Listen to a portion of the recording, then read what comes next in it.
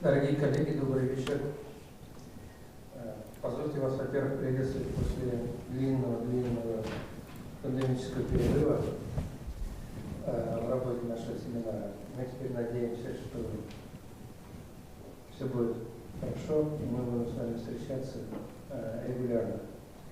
Сегодня первый семинар после этого длинного перерыва, но он продолжает серию семинаров, начатых в 2019 году и прерванных пандемией возможности исследования сознания.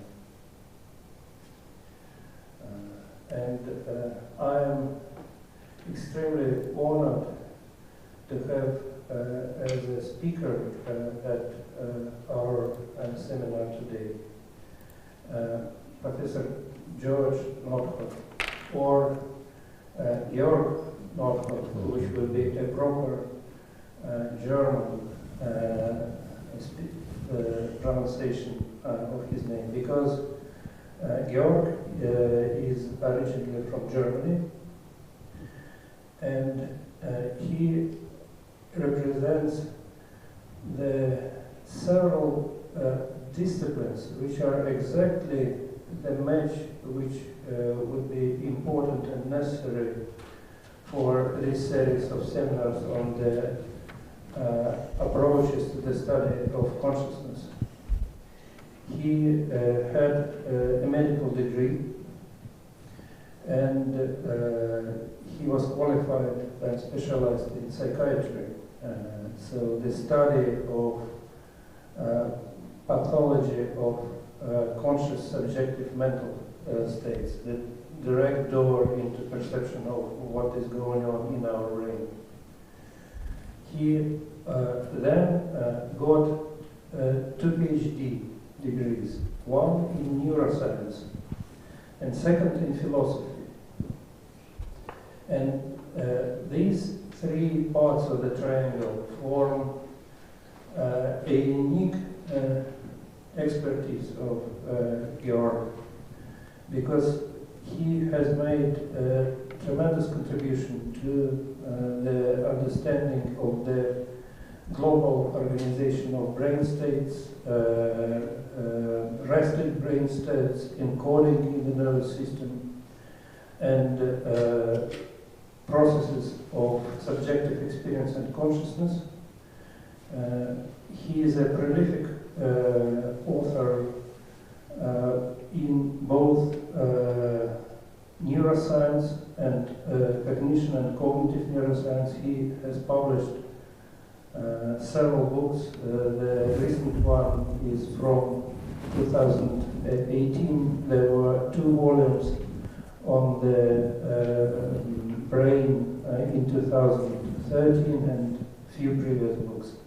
I welcome to examine these books because they represent an unusual and not traditional, but in many respects the future, I believe, approach to the understanding of what the brain is doing.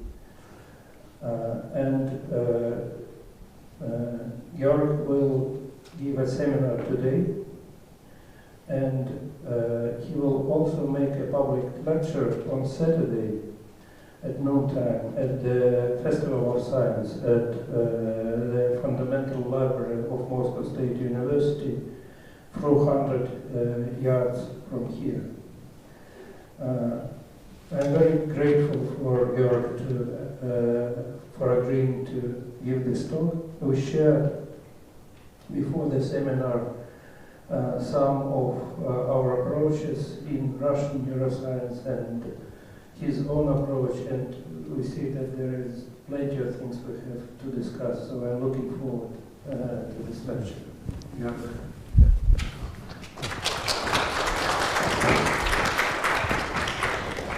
Yeah, thank you very much for the introduction, and also thank you very much for this opportunity. And I can also say I'm really happy to be here.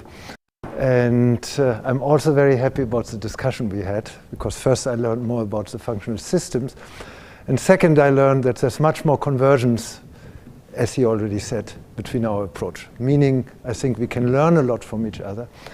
And of course, I'm also happy that's what I consider in my manic moments, that this could be the future. In my depressed moments, I think it's all bullshit. So you know how it is as a researcher.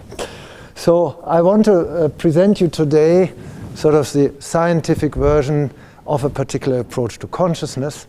And in the public talk, I will go a little bit into that. I will probably explain some things in more detail for the public talk if you don't catch everything. But I will also focus on other mental features, psychiatric disorders, and self in the public talk. So there's some overlap with respect to consciousness, but let's see. So today we developed this temporal-spatial theory of consciousness, bridging the gap between neuronal and mental activity. That's already a program. And really the key question for me is what I formulated down there. How can such a, Arthur Schopenhauer, German philosopher in the 19th century, spoke of a pulpy device, gray pulpy device, I added the gruesome.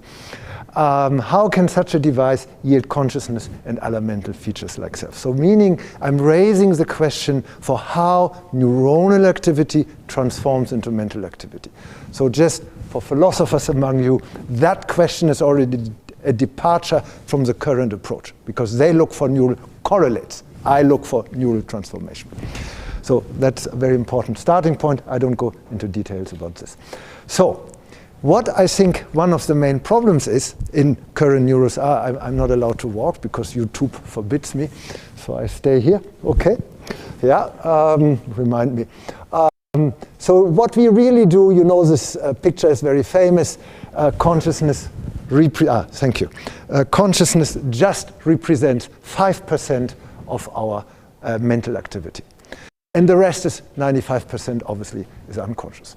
That goes back to Freud, but I think it's really true. Yeah, Marcus Reckle has picked that up, sort of that there's a deeper level to the brain than the cognitive activity. However, even he himself, Marcus Reckle, the founder of the default mode network, is a lonely figure there. It's unbelievable. These cognitive people is just okay. So the question is, my talk is about this one. How can we reach this deeper layer? And what is this? So meaning you will not hear the typical cognitive, affective, special social functions from me. You will see a deeper layer, a deeper, more fundamental layer, which I assume to be key for mental features, in this case, consciousness. Why? When you look in the last 10, 20 years, there have been 20 years ago consciousness and attention. Yeah, our consciousness, attention, special subsets. Consciousness, working memory. There's still Kastner, Graziano, the social attention theory of consciousness. They still say it's attention or cognitive theory. Higher order thought theory, David Rosenthal, Hakam Lau, also typical higher order cognitive thought. That's basically Descartes plotted into the brain. Global neuronal workspace theory, Dehaene, same thing. It's a very cognitive, ultimately, theory. So the question is, and it's clear that mental features, sense of self-consciousness, are not cognitive features. They're simply not. It's clear. Yeah? And when I mean by consciousness, I mean subjective experience. So you might say here, oh, this is not, of course, he's talking. It's boring. So you have a sense of feeling of boredom. I want to explain that feeling. So, and for that, I think we need to reach towards a deeper layer. So my talk will have three main parts. First, I need to sketch a little bit the theoretical background, because this is really important. So my approach to the brain and how we conceive it. Second, I will give a brief introduction to the temporal-spatial theory of consciousness. What is it? What is the formal structure of that theory? Why do I do this? And then here I finally provide, this is the main part, I provide empirical support. I show you specific data with specific measures, novel and different ways of analyzing the data, which I deem to be necessary. We touched upon a little bit upon that in our prior discussion. So this is really the empirical key part. If empirical people, please stay with me. This is more sort of the conceptual background, but it's important because you need to understand the conceptual background in order to understand the kind of data analysis and the kind of measures I apply. Yeah, because this is, as Konstantin already said very nicely, this is outside the mainstream, what you see, the neural correlates of some cognitive functions and yet another region, yet another network, and blah, blah, blah, blah.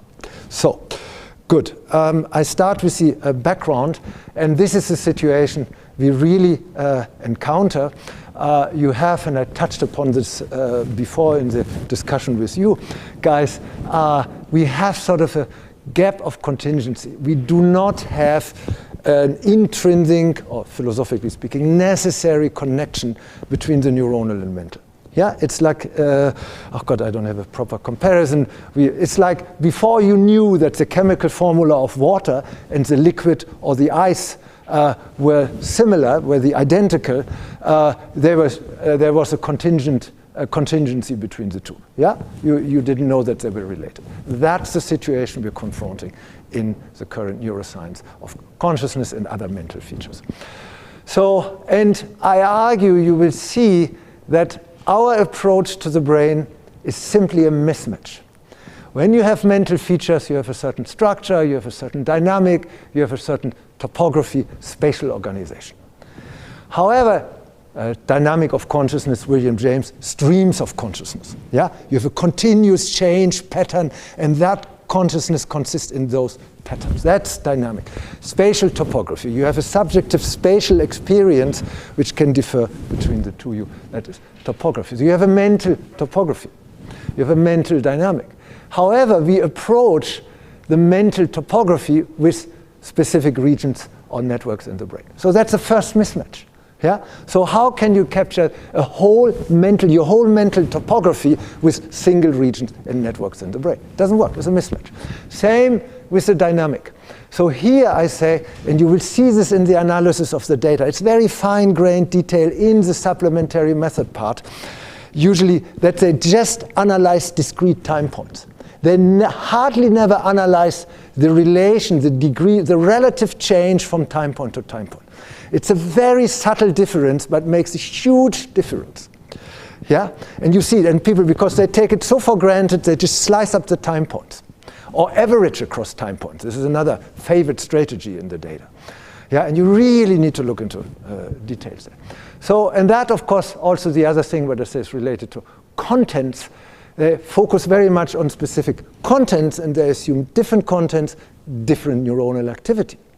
However, you might have different contents, same neuronal activity pattern. So how is that possible? As I understand, that's one of the key features of the functional systems approach. Yeah, so you have a mismatch. So, and of course, then your brain-mind relationship is by default contingent. You cannot find the relationship. So it's a conceptual issue.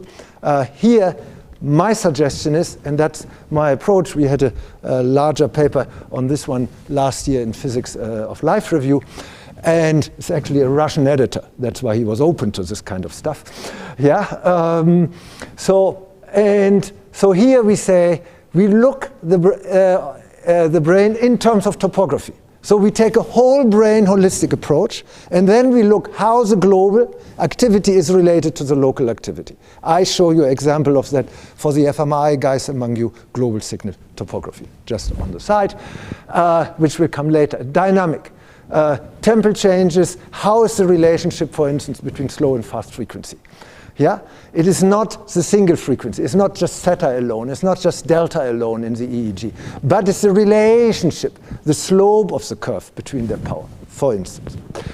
And that amounts to space-time. And the assumption is, that's really the core assumption of our approach, that these kind of spatial temporal features, topography, dynamic, are shared by mental and neuronal activity.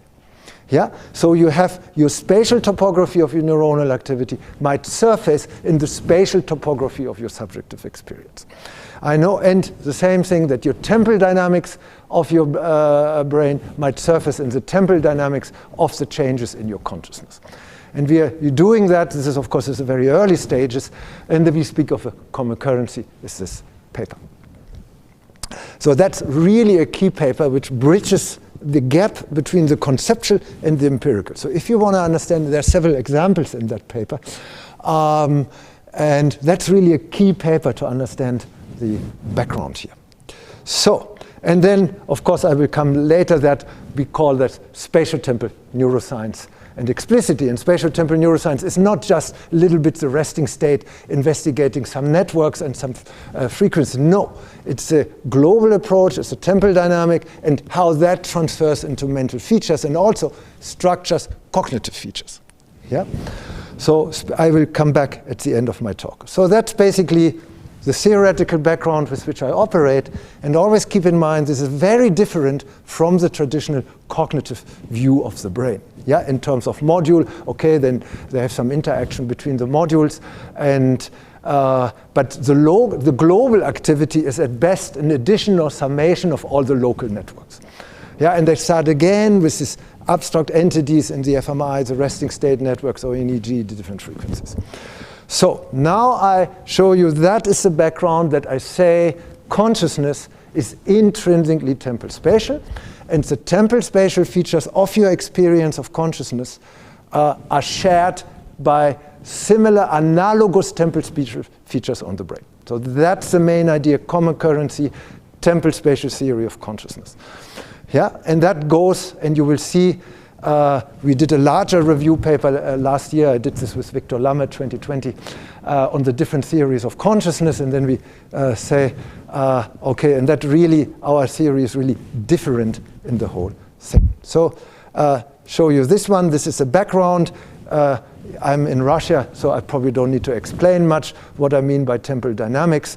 So it's clear, this I already said, shared common currency.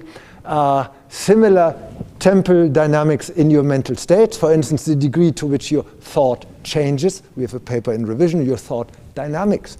Yeah, and that may be related to an analogous dynamics in certain neuronal measures. Yeah. What do I mean by dynamic? I don't need to say. Here, waves, typical is my beloved example.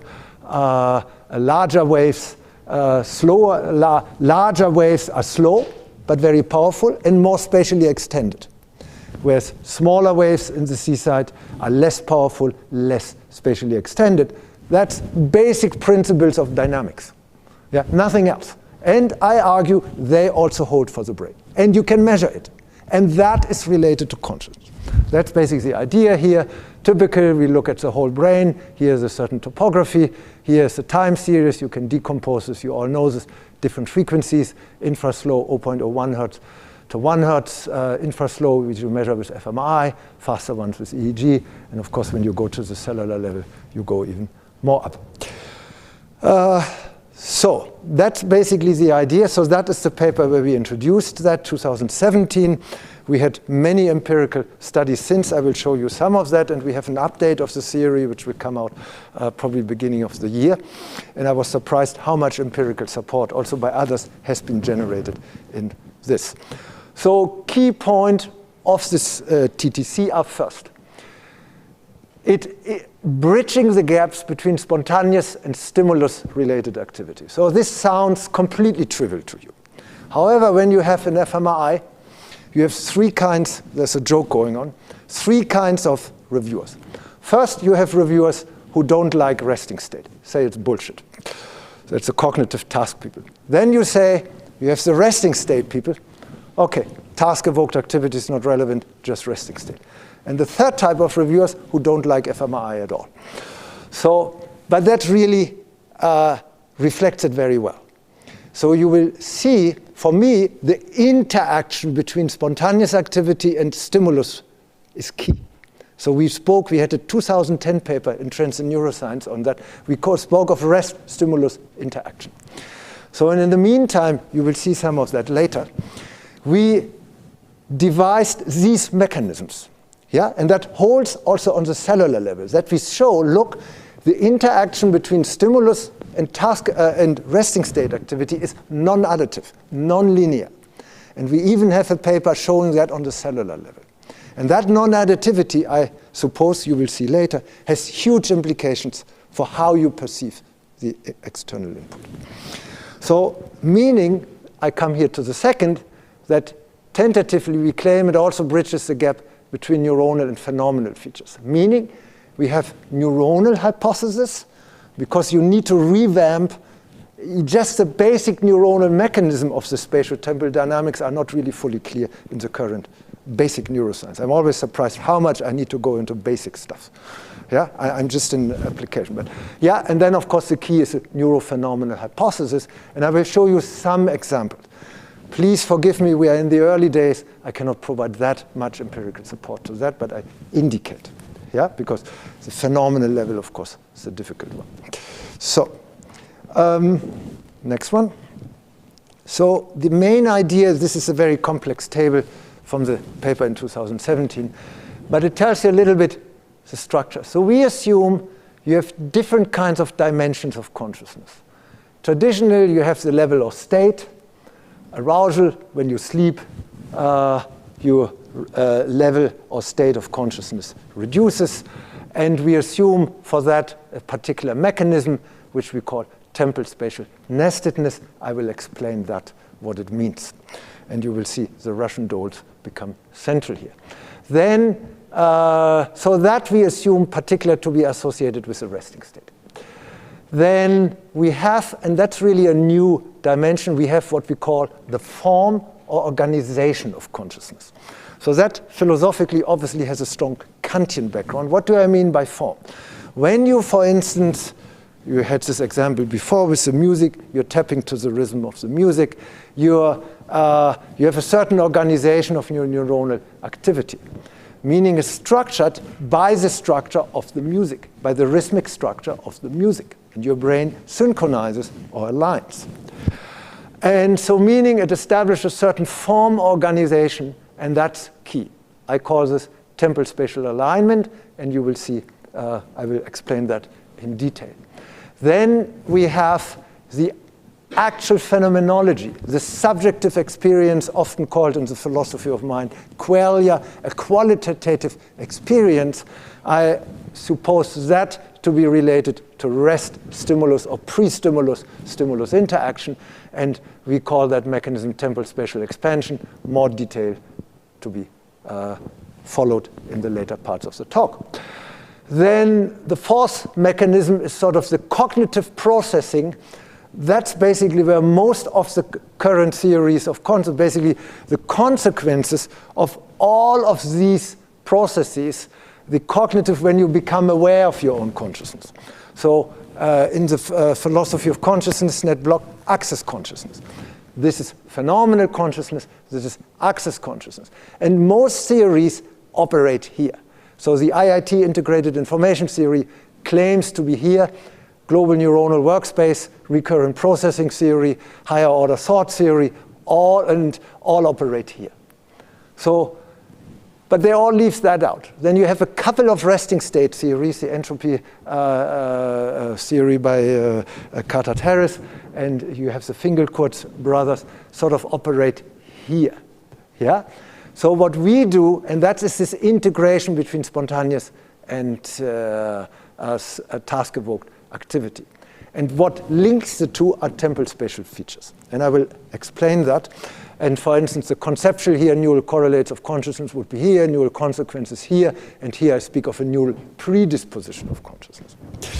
So what I want to show you now is some of these. I can't remember what I have as the next slide. Yeah. So I want to now show you, so this is all the conceptual stuff, and now I will go into some empirical detail, show you how we try to operationalize these mechanisms. Again, as I said, these are early stages, preliminary work. This is like trying to walk in a dark jungle. So I show you some data on temporal spatial nestedness, alignment, expansion, globalization.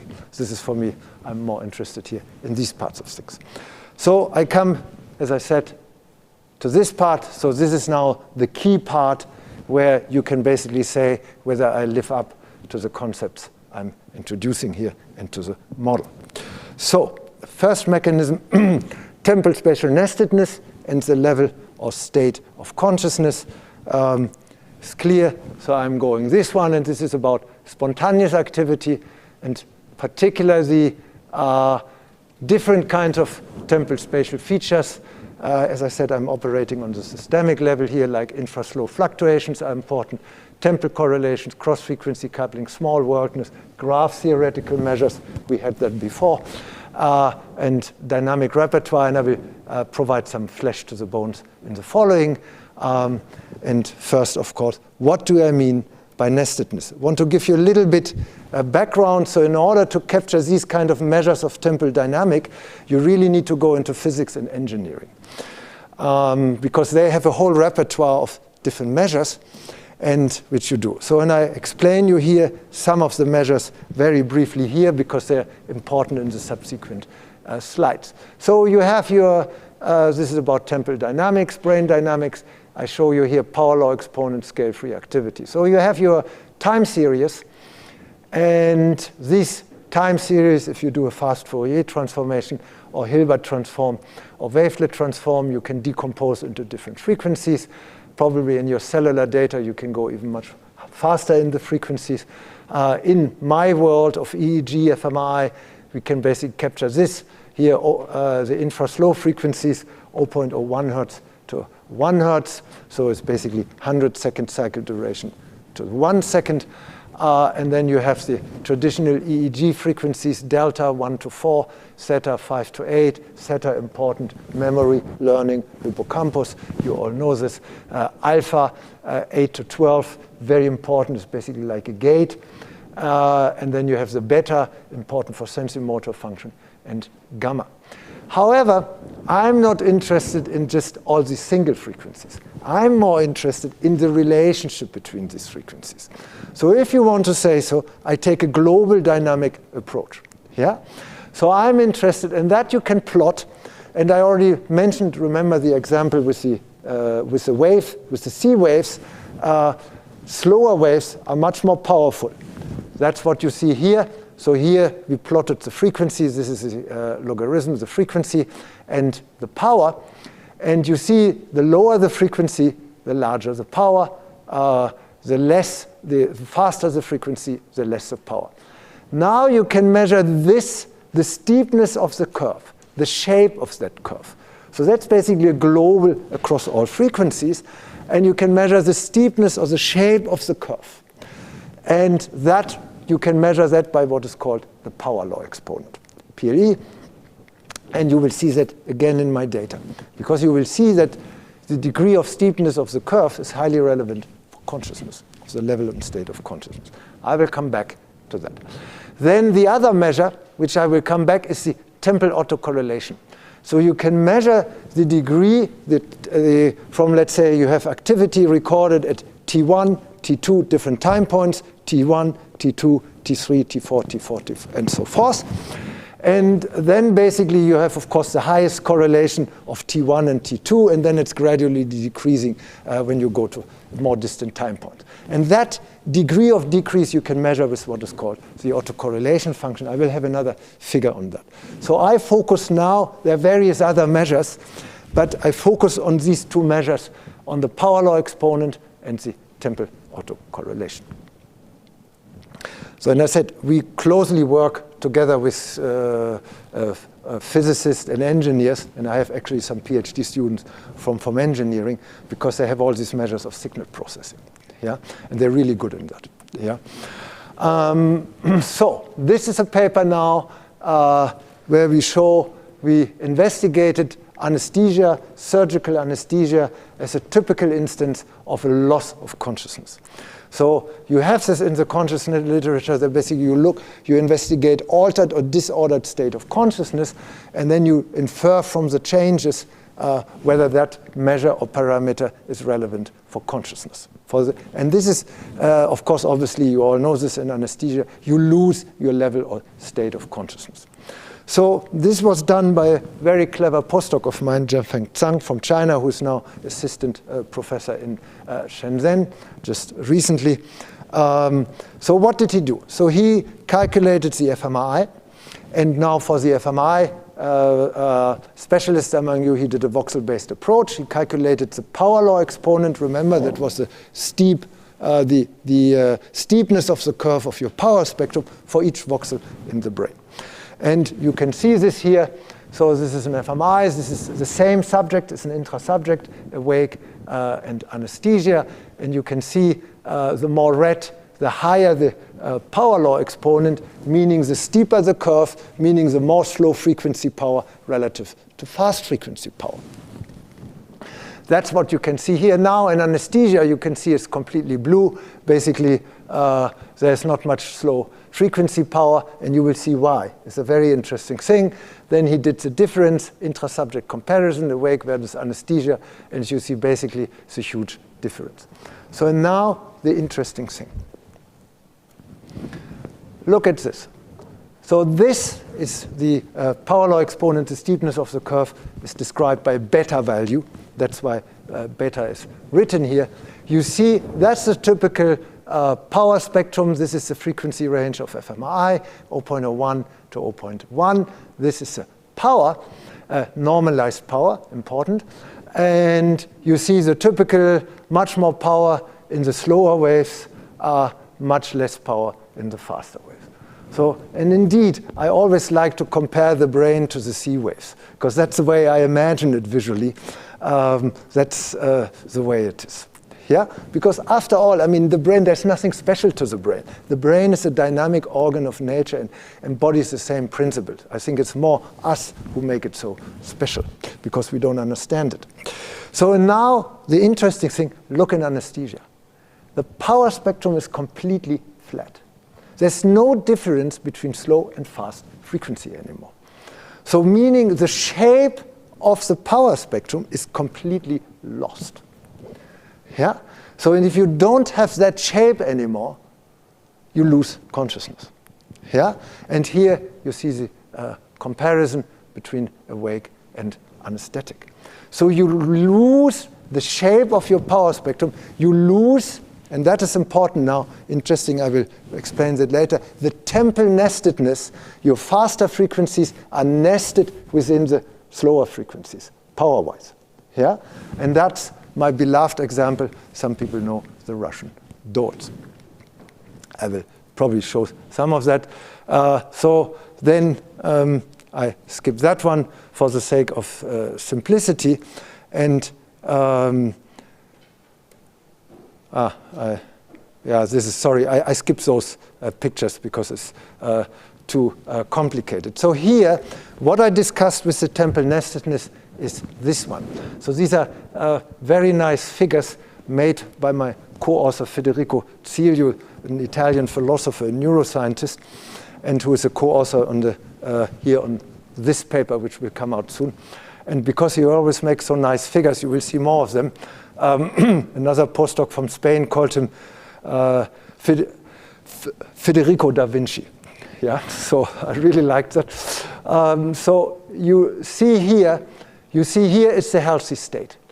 You see different time scales, yeah, and that's the power, and you see this relationship, more power for the slower time scales, less power for the faster time scales. This is schematically, obviously, yeah? And you can see that, so there's a certain relationship. The the faster time scales are contained and nested in their power within the slower time scales. So that's a typical here, very nice, the shape indicated by the size of the Russian dolls. So now, imagine if you now make the smaller Russian dolls, you make them smaller. Yeah, or you take one out. Then you get this one. Then you suddenly have the larger one is much larger relative to the other ones. So meaning your slow frequencies are abnormally strong relative to the faster frequencies. I will show you data later. That's what happens in sleep stages, N1, N2, and 3. It's a gradual. However, you lose the actual consciousness, but in sleep, you still have the propensity to wake up and regain consciousness. Yeah? So that's important because the basic shape of your power spectrum is still there, it's just abnormally tilted. Yeah? However, when you lose, like in anesthesia, the basic shape of your power spectrum, you lose consciousness and you cannot regain consciousness. So meaning you have no predisposition for consciousness anymore. It's over. Goodbye. Yeah? And that's what you see is completely flat. You have no differentiation anymore between the different frequencies. Yeah, and that's really data-driven. So here I like to speak, as you see, you have no longer any Russian doll, it's just this aberrant thing. So that's completely lost. You cannot even see any Russian dolls in there anymore. Then the same happens in spatial nestedness. So you have global brain activity, and the global activity is, of course, spatially the largest extended, global in a relative sense, and probably also has very strong power in the very slow frequency ranges. That's supported by data, monkey intracranial recording data. And in fMRI, we measure that via the global signal. So now the fMRI people among you say, oh God, what is this Northoff with the global signal? Global signal needs to be regressed out of the data because it's just noise. No, it's one key component of neuronal activity. So, and that's basically a schema for spatial nestedness, that the global activity then contains or nests different regions, different networks. So it goes from global to local. And it's not that your global activity is just an addition of your local activity. No, it's not from local to global. It's the other way around. It's a continuous differentiation. Yeah, as in the power spectrum. It's a continuous differentiation. And if you lose the ability to differentiate, then you lose consciousness. And that is in these data. So this is a paper, Sean Tanabe, former PhD student of mine, which we published. So here we had monkey data, monkey awake and monkey anesthesia. No, sorry, it was rats, anesthetic awake state. We had human sleep fMRI data, we had human anesthesia data, and we had vegetative state, coma, unresponsive wakefulness.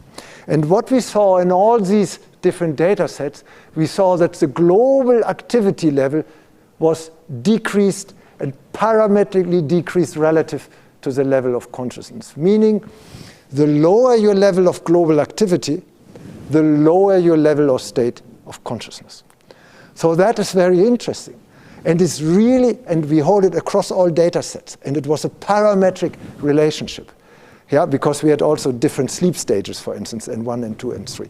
So meaning, it is really the global activity which is key for consciousness. Then, in addition, we also measured the global to local relationship. You can see this, for instance, here. Here you have a high global signal or global activity. Here you have a low. What you also see, you see much more regional differentiation when you have high global activity. Meaning your global activity is represented in different degrees in the different regions. And the more differences, so you establish a certain topography, a global signal topography, from global to local, the degree to which your global activity is represented in the local activity. So it's a completely different approach to the brain. And that degree is key, again, for the level or state of consciousness. And it's not the other way around. It's not one single region, like, for instance, Dehen in his global neuronal workspace, dorsolateral prefrontal cortex. It is not, this goes actually against integration, information integration as in the integrated information theory. These are all secondary, tertiary processes. This is the key thing. Yeah? So it's really, and this is I'm a big fan of this global signal stuff because we also apply it in psychiatry, and you can see the degree to which the global activity is represented in different regions is probably related to the kind of symptoms you have. For instance, in manic patients with mania, they run around like crazy. I would like to simulate, but YouTube doesn't allow me. That you have increased representation of global activity in the motor cortex. Makes perfect sense. That's why you move, that's why you have the psychomotor increase in these guys. Next one. So that's basically, and you see nestedness is the key component which can be operationalized by scale freeness or power law exponent. Yeah? And global signal topography. You can also apply the PLE on the spatial level. And of course, you can also do graph graph-based measures here for the network stuff, and indeed we have a paper on that show again graph-related measures, path length, distance, closeness, integration are highly related to consciousness. Second mechanism, temporal spatial alignment and the form and structure or structure of consciousness. So that's one of my favorite ones because, as you know, I'm also a philosopher. This I deem the most philosophically relevant. And I will indicate that briefly, but I just show here the theory, but I mentioned that. So what is this about? So this is about the form. It's basically about still spontaneous activity, but now prior to the onset of the input, or during the encoding of stochastic inputs, because the brain is never at rest. That's the most stupidest assumption. Our brain, even in sleep, four of the five senses are open, so you continuously encode the temporal stochastics of your environmental context. When I do this, you will encode that sequence in your brain. You will phase align your temporal windows, will integrate the stimuli, and so on. You have no choice. Your brain does it for you. There's no voluntary control. So you cannot avoid following my finger unless you fall asleep. Yeah? But even then, you cannot avoid my voice. So no hope to escape me. And that's what we call temporal spatial alignment. Typical example, you listen to music, you unconsciously tap the beat of the music. There's no voluntary good. Your brain does it for you.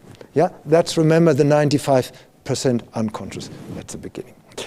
So how can you measure the alignment? There are different measures. I just emphasize here the autocorrelation function. And remember, I said here, this is basically you correlate your activity with itself. What it called lags is time lags, is different time points. And of course, the more distant, the less autocorrelation. And here you have the degree of correlation. Here you have the time points, or what is called here lags. And typically you get a curve like this. This is an autocorrelation function. And you can also do this in cellular data, and it has been done. No doubt. And what is interesting, basically like here, my favorite example. Yeah, for instance, look here. So this is a smaller window. If you take all these together, it's a larger window. If they were open, you would see completely different things through it. Same with the temporal window. If you have a larger temporal window, you perceive different things than through a smaller window. Yeah? In the smaller window, you see more details. In the larger window, you see more the whole. I will come back to that. Yeah? So, and what is interesting, your brain is very clever. It's much cleverer than us. It's unbelievable. So the brain has different timescales. So this is a paper which we published in Nature Communication Biology this year about the topographical distribution of timescales in the brain. And you see here, for instance, the more red, the longer the timescales, the meaning the larger the windows, and the more blue, the smaller, the shorter the time windows. And what you see here, this is motor cortex, this is sensory visual cortex, auditory cortex. You see those timescales are relatively short. And that makes sense because you need to react fast, you have a lot of detail, and that's what your sensory cortex is doing. Then when you more go to the sort of inner of the brain, my beloved cortical midline structures, the timescales get longer. Interestingly here, what we call the fault mode network, particularly here, see red, very red. So this has been done in fMRI by others and by us in EEG, MEG. And they are called intrinsic because they're present in both rest and task state. They're only just modulated by the task state. So it's a typical example of what I called earlier rest task modulation. So this is an important thing. And now the question is, how are these timescales related to consciousness? So the main idea background here, and I mentioned that before in the discussion, when you listen to music like Shostakovich, Prokofiev, they have different timescales.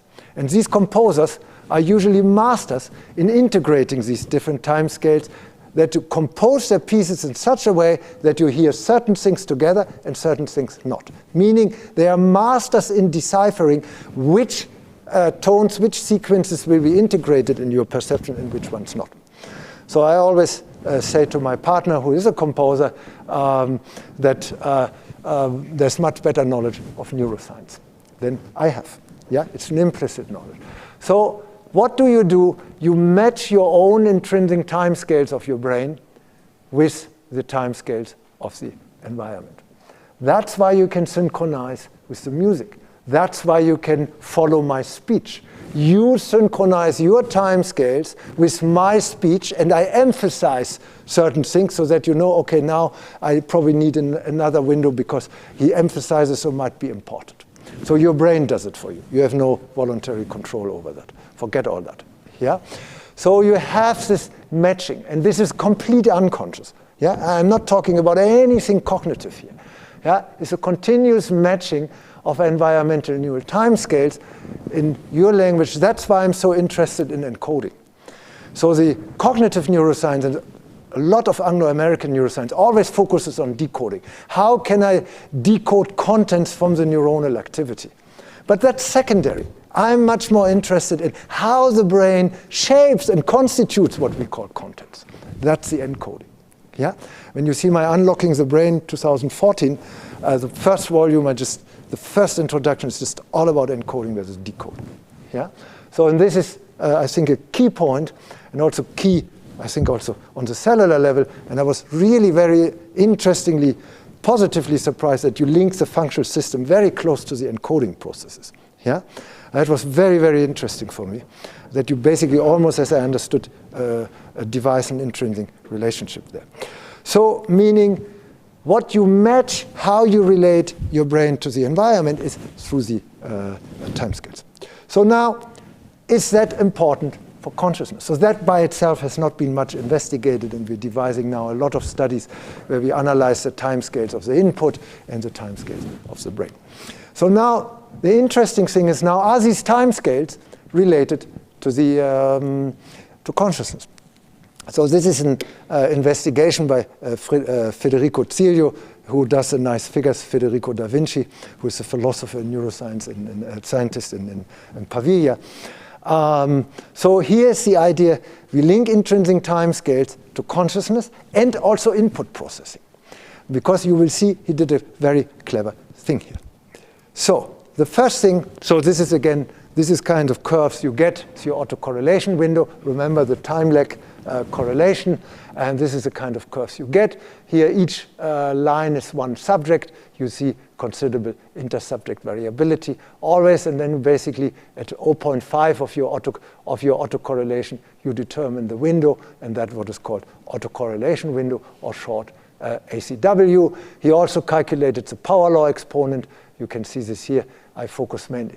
So these are the first data here. Here you see the ACW, meaning the autocorrelation window, and you can see these are sleep EEG data.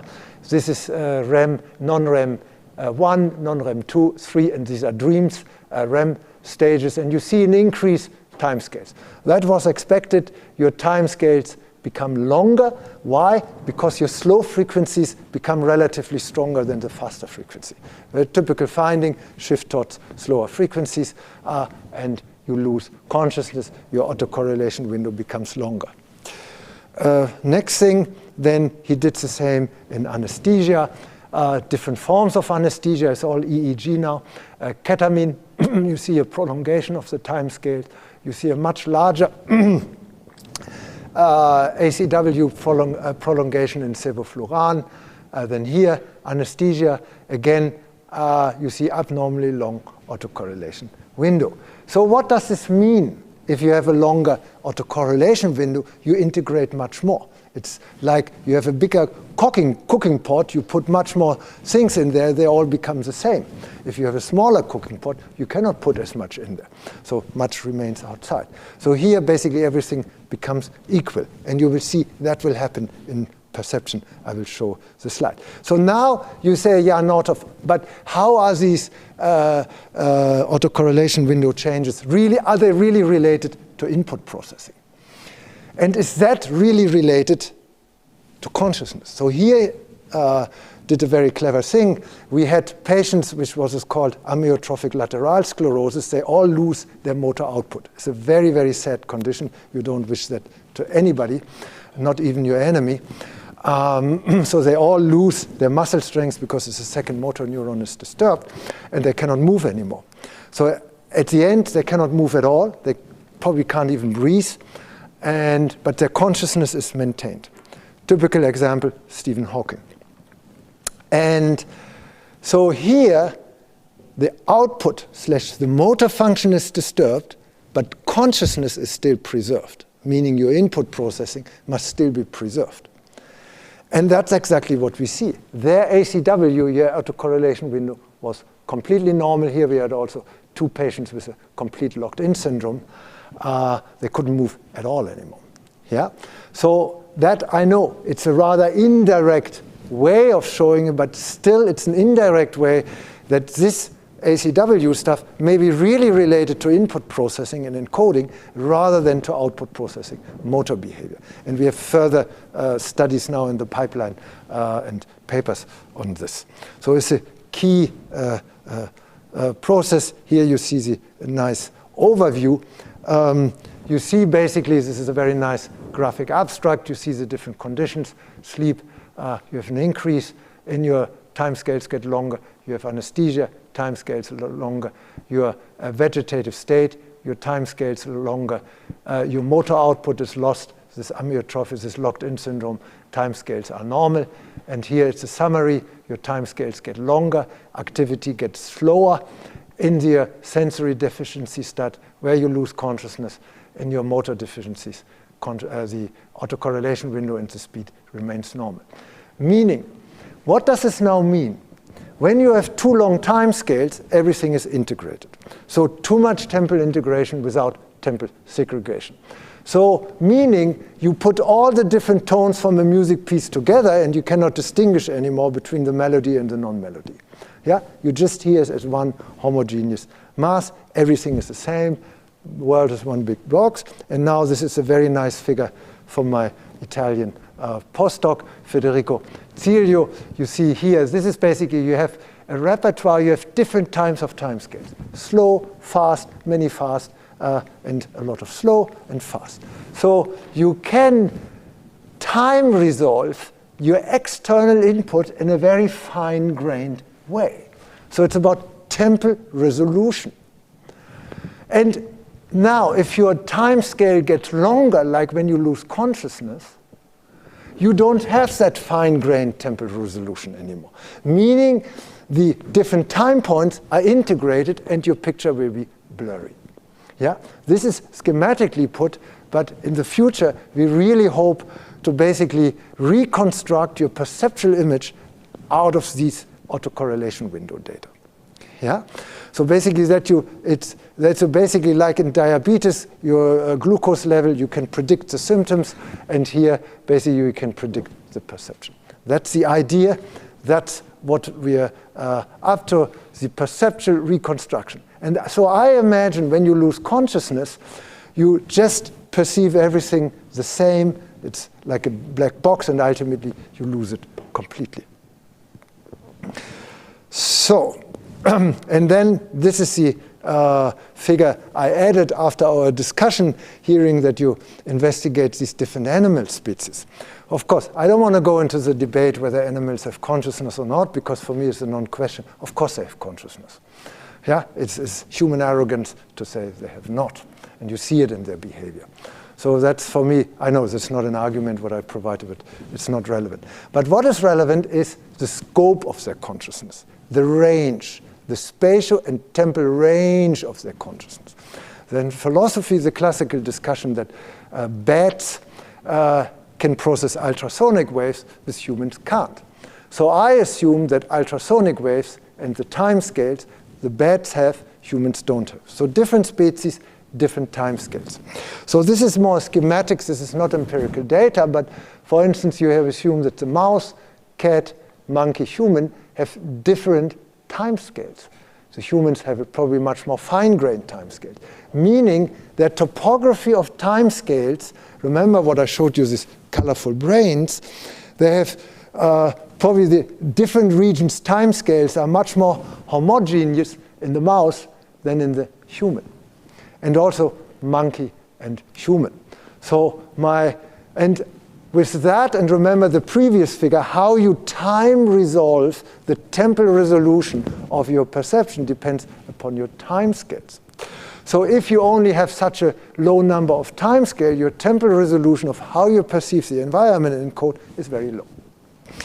Yeah? So they might perceive the world in a much more simplistic and blurry way than us. Again, if you can really manage sort of the perceptual reconstruction out of these timescales, then you can have an idea how the mouse or how the rat or the monkey perceives.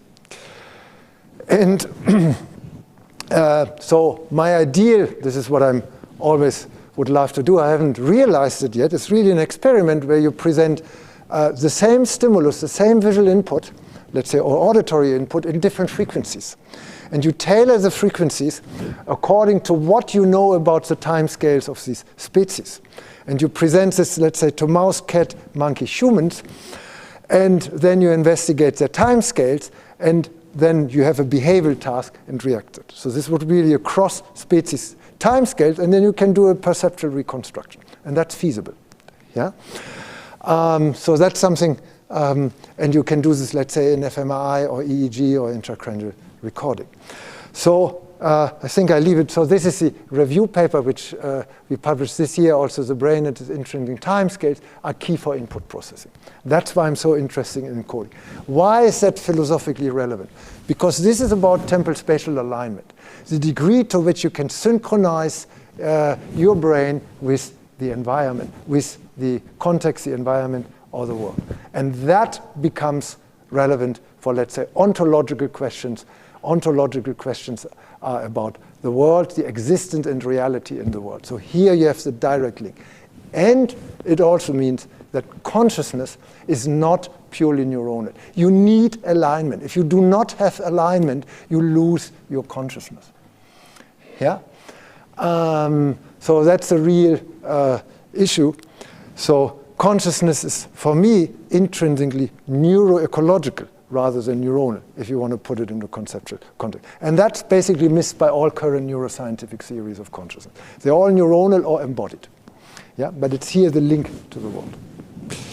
So, third mechanism, temporal spatial expansion and the content of consciousness. Finally, remember, I just showed you about different time scales, nestedness, temporal spatial nestedness. I showed you alignment. I haven't said anything about the content of your consciousness. So all other theories basically start with the content of consciousness. So they leave out, they just show, let's say, the upper body at best, or maybe just the head, but they not focus on the legs. That's why I think they cannot get there. So third mechanism is the most difficult one. And this is basically about now, how does spontaneous activity interact with the external input, such that you have a phenomenal experience. Qualia, philosophically speaking. Ipseity, some phenomenological features here. Intentionality, and blah, blah, blah. So these are typical measures, and so these are various measures, and I said, look into our Northoff-Lammert 2020 paper for an overview of the different theories of consciousness. They have different kinds of measures, P50, N100, and so forth, or P3B, Dehaene, and so on and so on. And different regions, whether it's posterior sensor regions, IIT, or DLPFC, global neuronal workspace, or recurrent feedback loops, Lamme in the recurrent processing theory, or higher order theory. So it's all different regions, so I don't want to go into that. You probably most know all that. But what I want to say, how are these phenomenal features possible? So I would argue that here the external input, stimulus or event, needs to interact with what happened here. So this is, as I said, what we call rest task or pre-stimulus task interaction. And I want to show you a little bit of that because it's really relevant, and we touched upon that also in our discussion. Here. So this is, of course, typical example of nestedness. So you have the spontaneous activity. Then you have the pre-stimulus activity. Then you have the early post-stimulus activity, and then the late. Here the external stimulus comes in. However, what you often see in current data analysis, these are cancelled out. They set to 0. When you analyze ERP, you basically set your pre-stimulus to the baseline, 0 for all trials, 0 for all subjects. Yeah? So meaning you miss this interaction. And then, of course, often they don't even record resting state and so on. You miss this one. Yeah? But for me, that's exactly the component of the signal which you need to have conscious experience. And as I said, it's when you look into, you often need to look into the supplementary method of the papers in the small written parts, what they did.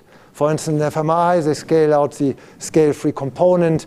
I read intracranial studies where they even cancel out all phase-related information. They set it to the phase modulus. In fMRI, they cancel out the scale-free component. So everything, because they consider it's just noise from this cognitive perspective.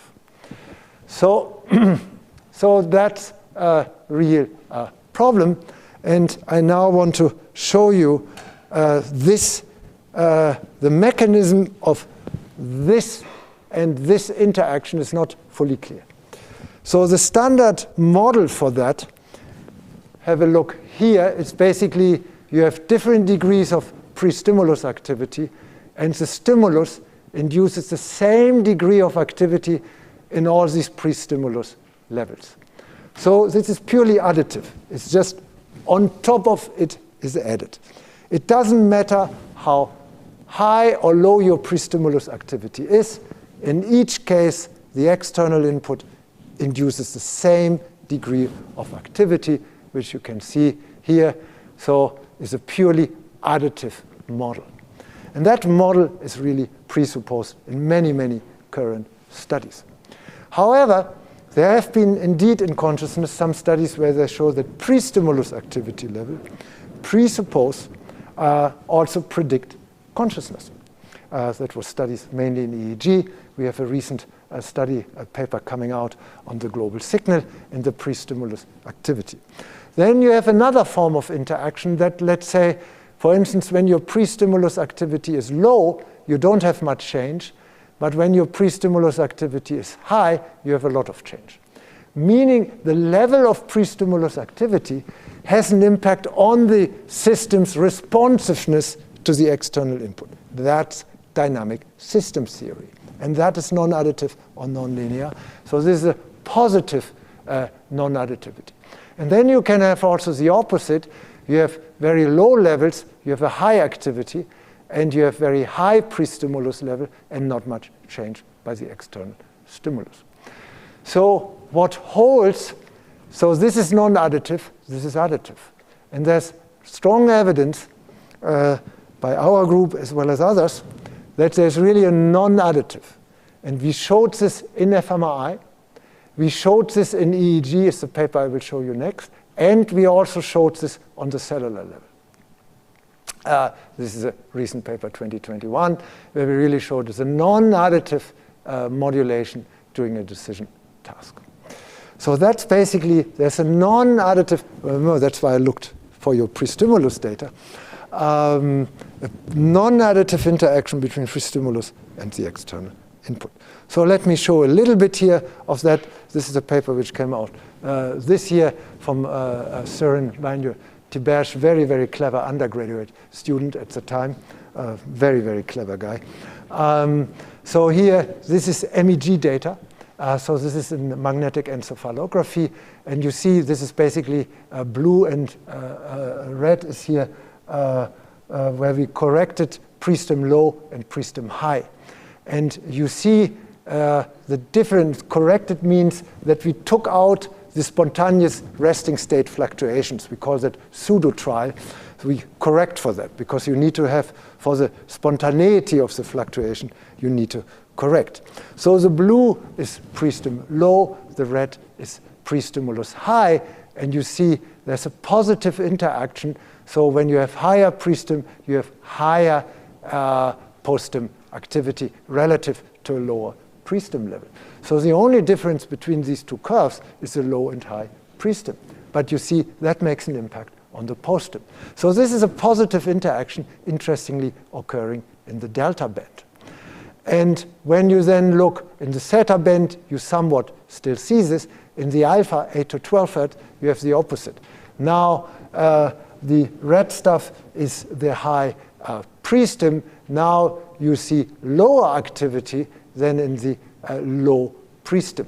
So you see lower post-stim activity in the high pre-stim than in the low pre-stim. So here you have the negative non-additive interaction. So these are basically is your responsiveness of your brain's actual state in the pre-stimulus to the external input.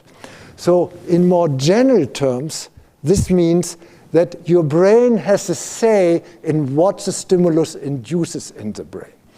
Yeah, and that's very, very confusing for the cognitive people. When we submit these papers on pre-stimulus task interactions, the reviewers have no idea why we do this. I mean, it's unbelievable. For me, it's so evident, yeah, because it's a dynamic system, and the degree of perturbation by external input depends upon the state of your system. I mean, this is most basic, basically the first day of your dynamic systems lecture in physics. Yeah, but it's unbelievable. It's incredible. Let me go this one. So this is an intracranial EEG study, which was done by a postdoc of mine, Anne-Marie Wolf. She does very, very interesting stuff. Let me walk a little bit. So this is pure post-stimulus. This is your trial-to-trial variability. So what is trial-to-trial variability? Is basically you have the same input, but across the different trials, you have a variability in your amplitude. Because you have always the same stimulus, the only way where this variability can come from is from your pre-stimulus. And there was indeed a recent paper by a French group which associated that degree of trial-to-trial variability with consciousness. So here I show you again, and this is basically an impact. You see here the TTV low means trial-to-trial variability in low pre-stimulus activity, and you see trial-trial variability. Here's it's the blue stuff, the green stuff. That's the trial-to-trial variability. The other one is the resting state, is spontaneous variability. That's what we call pseudo-trial. You see, if you don't have a stimulus, your variability increases, whereas if you have the stimulus, it suppresses the trial-to-trial variability. It synchronizes the brain for a short, transient period of time. And you see really different degrees of trial-to-trial variability in your pre-stim low and pre-stim high. You see here the significance level of the difference. And then what she did a very clever thing. Then she looked at different intervals in post-stimulus activity, how much they are determined by the pre-stimulus activity. So what you see here, the green bar and the gray bar, so you see this is a real low trials. These are PL is a pseudo trial. That's from the resting state. So the impact of the pre-stimulus low trials on the early stimulus, 300 milliseconds, did not distinguish from the pseudo trials. So this means that your early stimulus-induced activity is mainly determined by your pre-stimulus activity, not the inputs. This was a very short 200 millisecond word here. Yeah? Whereas in later 300 to 400, 600 millisecond, then you really saw a difference that your pre-stimulus had not as much impact as the external input. So meaning it's always a balance between pre-stimulus activity and the impact of the external input in your post-stimulus period.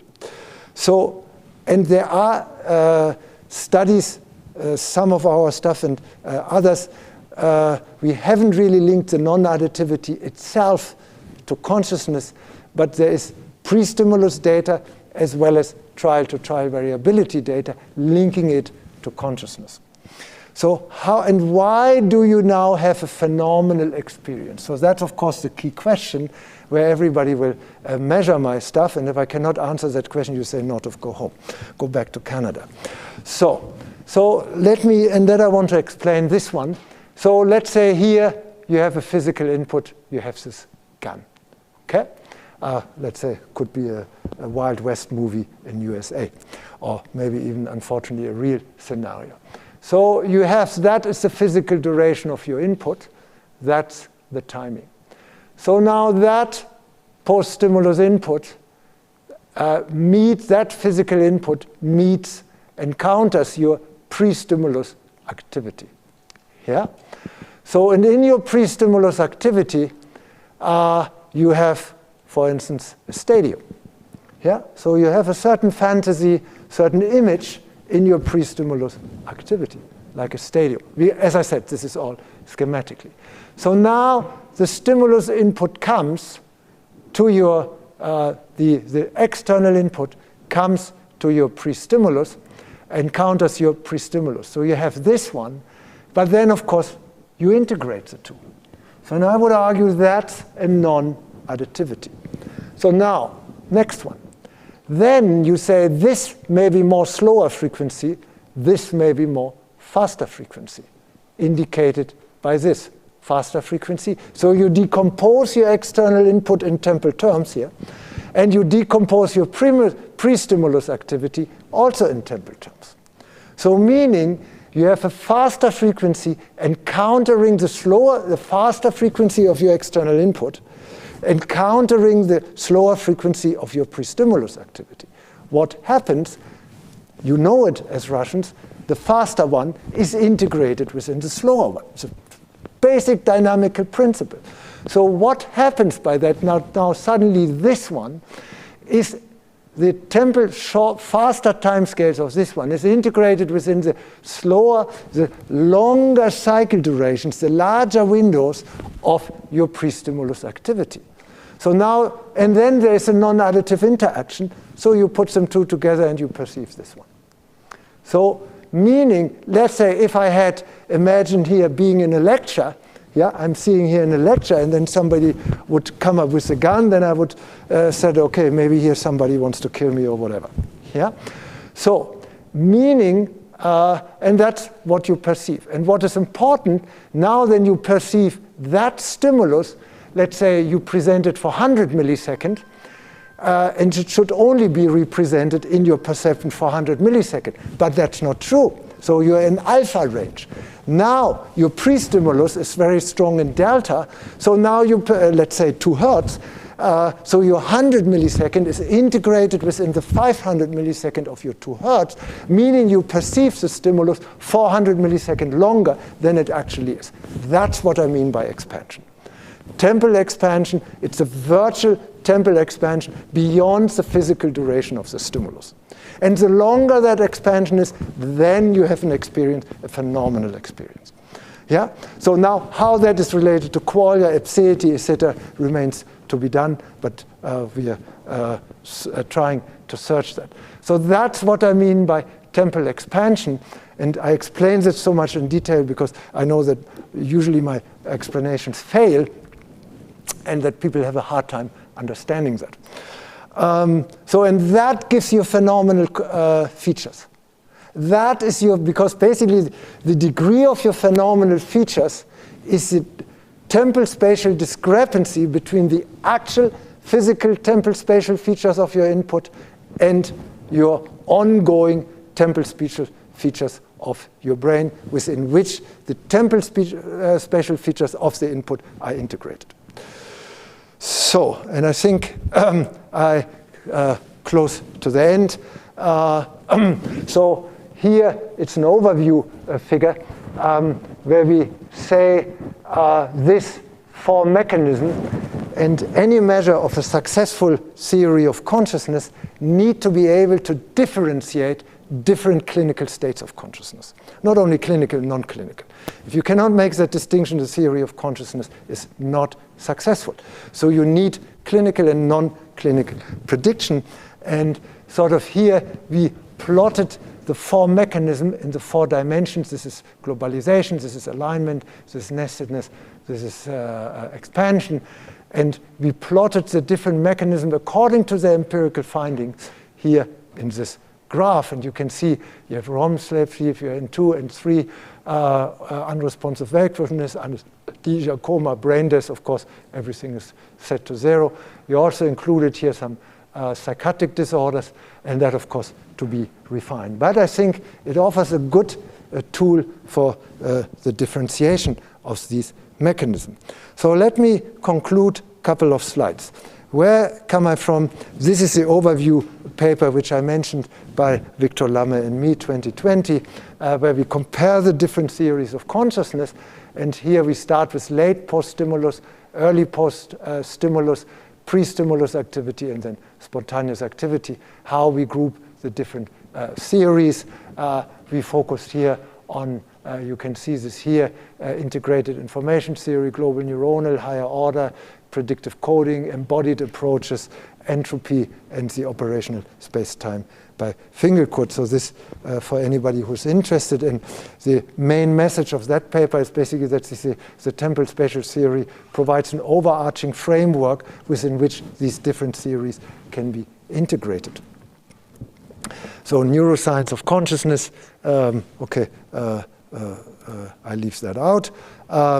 So I come back to my idea of this common currency. I hope I could make that claim a little bit more intuitive than it was. And I mentioned the quote here by Nikola Tesla, a very interesting guy. Highly recommended to look up his website, not his website, his Wikipedia entry.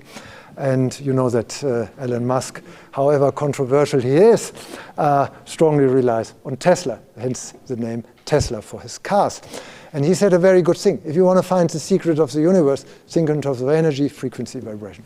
Basic dynamic principles, I add the topography, and that's why we say here, is it really the common currency in quest of a spatial neuroscience? I already showed that, and I want to finish with this one. This is very important for me because you have the spontaneous activity, you have what you call an inner time and space. It's not the perception of time and space, how the brain itself constructs its own time and space.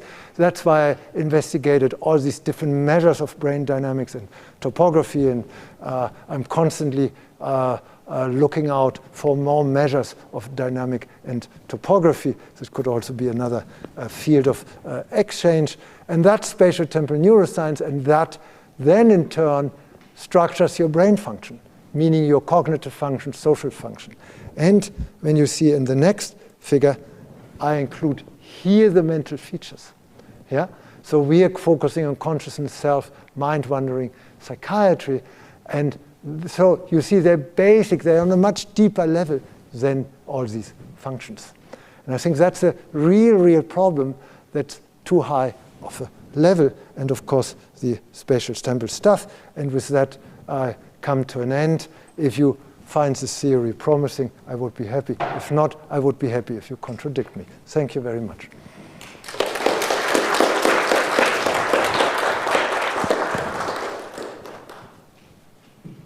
Thank you very much for this wonderful lecture. Questions, please. One by one. Here, please. Just a moment, I will give you a microphone. Roger. Let us imagine a physical system. It may be fairly simple, but the oscillations are complex. So a system with some oscillations, it reacts to the environment, and it can be perturbed in certain ways. And it's not a biological system. I don't know, pendulums or something like that. It has some sort of memory, but very simple. But the profile, the structure of these oscillations are reminiscent of what you presented concerning the brain. So the question is there non-neuronal consciousness, in your opinion? So may this system have consciousness? Now you motivate me. I should have included that, but maybe I do this on Saturday, my artificial intelligence, my robot slide. So in the paper on timescales, which comes out in Trends in Cognitive Science, we will have a figure on, let's say, if you have a robot, and the current artificial intelligence or robot have usually a very small number of timescales. They have timescales to one particular task, like chess, Go, or whatever. But they don't have the variety of different timescales. So my criterion here for your question would be the number of timescales and the encoding process. How does this robot encode? If the robot or artificial device just encode each time point stimulus independent of the respective other, the robot will have not consciousness. So I call that stimulus-based coding. If the robot encodes the relationship between time points, so the stochastics, that robot will have consciousness. And then I would say the scope, the kind of temporal scales the robot can experience in her or his consciousness, depends upon the number of intrinsic time scales, which probably, and I remember you said that before, formed by evolution and so forth, and actual environmental exposure. Yeah, so my answer is very clear for that. And that's, for me, this temporal spatial alignment is, for me, the most interesting mechanism, of course. And it's very simple, just here with the ACW, with the autocorrelation, you have other measures for that.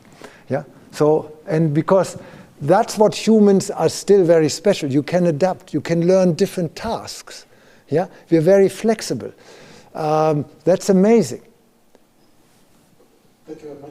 I'm not a robot, just to let you know. I think I'm not one. Yeah.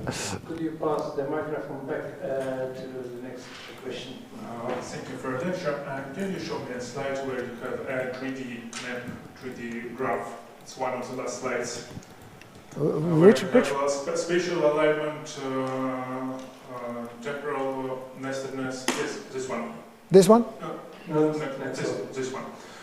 So my question is, if you take a number of animals, from worms to insects to like mammals, humans, dolphins, and you take them in fully aware state and unconscious state, and you plot that on this graph.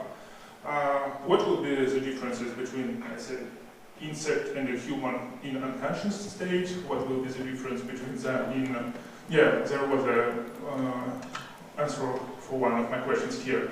What will be the difference in conscious state? And will there all animals fall on like linear scale, or there will be some leaps, like, I don't know, between insects and, I don't know, mammals, between mammals and human, and so on? Yeah. Very, very, very, very good question. I would love to be able to answer that. Very intuitive answer. If you have a low number of time scales, like the mouse, it's a schematic thing here. So please, any animal, you know much more about animals than I do, so please forgive me here. I would say that the difference between the conscious and unconscious state is much smaller in the mouse than in the human, because of your number of time scales. Yeah. But that's a very intuitive answer. Does that answer your question? So, and for me, it's really, for me, consciousness, and this is also phenomenological comment, it's very important here, I didn't mention that so far. For me, consciousness is how you experience yourself relative to your environmental context. That's what I think, what Thomas Nagel means by point of view. It's not first-person perspective. First-person perspective, because also your third-person perspective depends upon your point of view. And I consider that point of view to be spatial-temporally configured. That's the relationship, the relative relation between my repertoire of my time scales, or space scales, relative to my environmental context.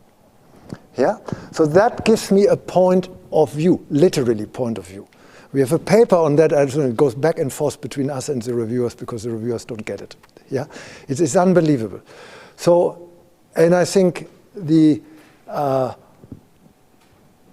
point of view of the mouse, it has a point of view, I'm sure, but it's much more spatial temporally restricted.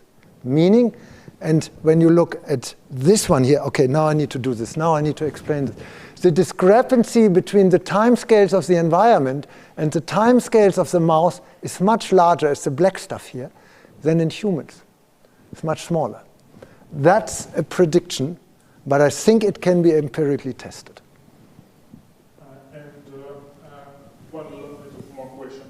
And do you think that there are some leaps between animals? I don't know, we have a small monkey, ape, and a human. Is there a linear change in our, I don't know, alignment window, or do you think there are some consciousness leaps? Of course, I'm sure there are gaps, and you forgot what I really would like to do, and I have a very clever guy who already built a robot. I would like to build a robot which has more timescales than us, and see how the robot behaves. Yeah? Whether there are leaps, gaps, I'm the wrong person to ask, because first I don't have the experience in this work, and I don't have the evolutionary background. But I cannot imagine that there are not gaps or nonlinear gaps between species. I just cannot imagine, but it's definitely not a parametric thing. But again, I have a suggestion to your discussion and a question to you, whether you think it is consistent with this graph on different time scales, hypothetical graph. I will need to draw. Ah, okay.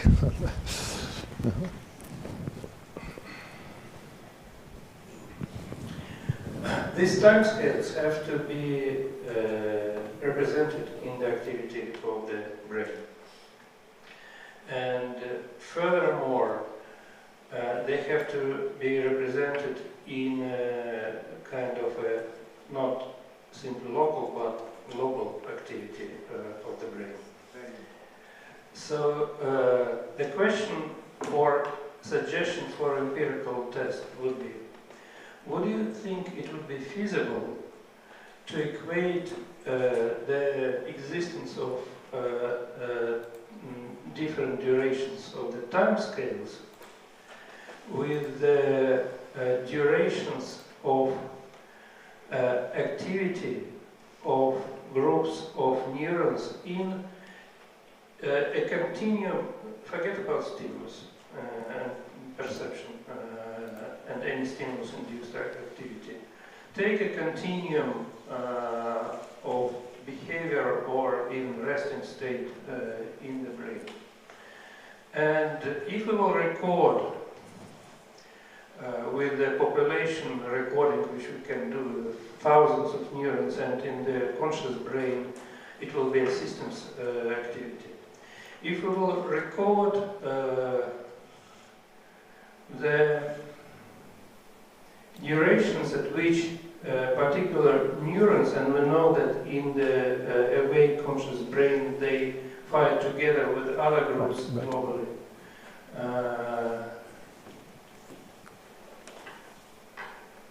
For which they fire, and then make a table that there is a certain number of systems which can be traced in time, which has this range of durations of firing.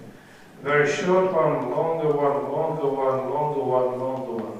Okay. And if we will take this recording, let's say from a mouse,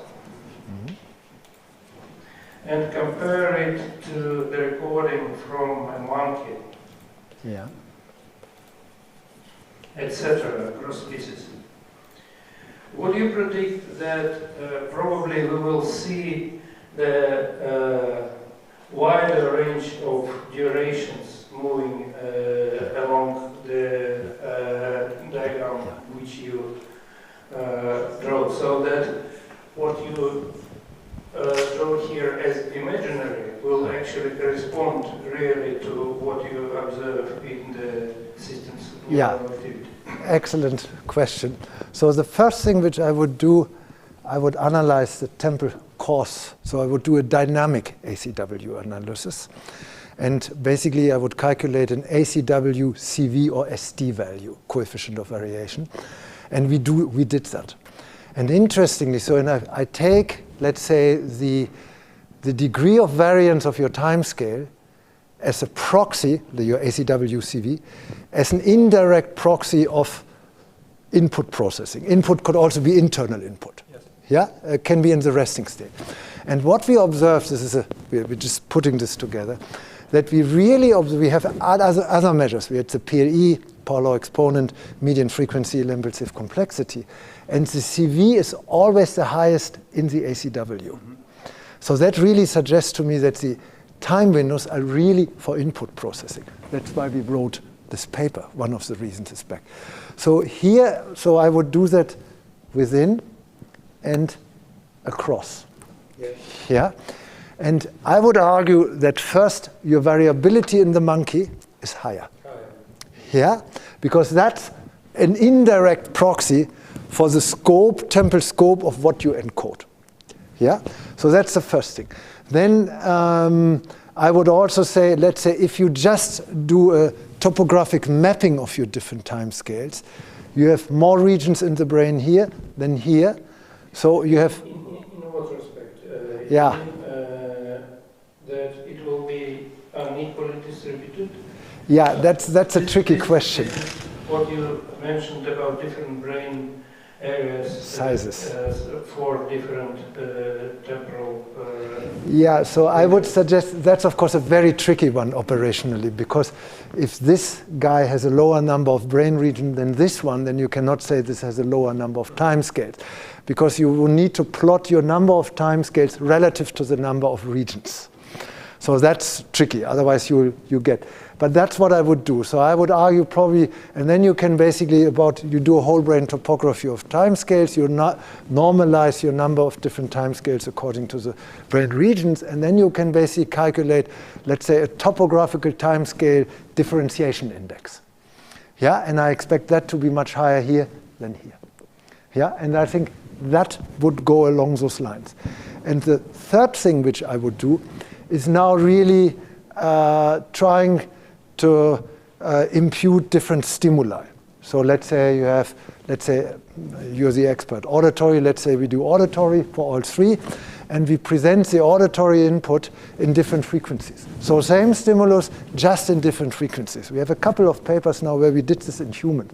And just the frequency of the presentation makes a difference. You're not surprised. The cognitive people are, because they never look at the temporal structure of your paradigm. It's unbelievable. Yeah. So that's what I would do, and I would expect, let's say I have a parametric frequency, let's say I present auditory stimuli, let's say in the frequency range, let's say I just make up something from 1 hertz, let's say to 10 hertz. Yeah, I have a 10 parametric degrees, and I would expect that the ACW CV differentiation among these 10 parametric sense is the best differentiation in the humans and the lowest in the mouse. Yeah, because it's about, for me, it's about how you differentiate your input. Yes. I first noticed that discussing these issues with you, I switched to German. So my mouse is not in English, but in German. See, that's your 95% of your mind. Yeah. I have a second question, and then I switch to the questions from the audience. My second question was exactly on what you touched and what you described earlier as interactions of the input of stimulus with the pre-stimulus activity. In functional systems theory, there is a very closely related point.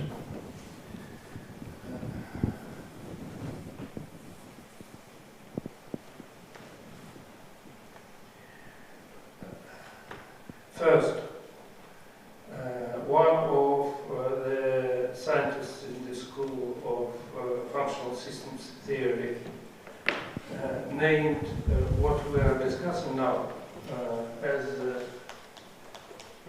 stimulus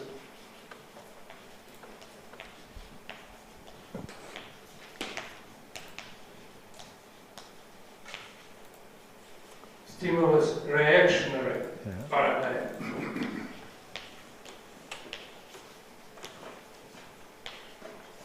Because development of the functional systems theory was a kind of opposition and negation of stimulus-response properties of the nervous system, of reflexes, of conditioned reflexes and unconditioned reflexes in power school.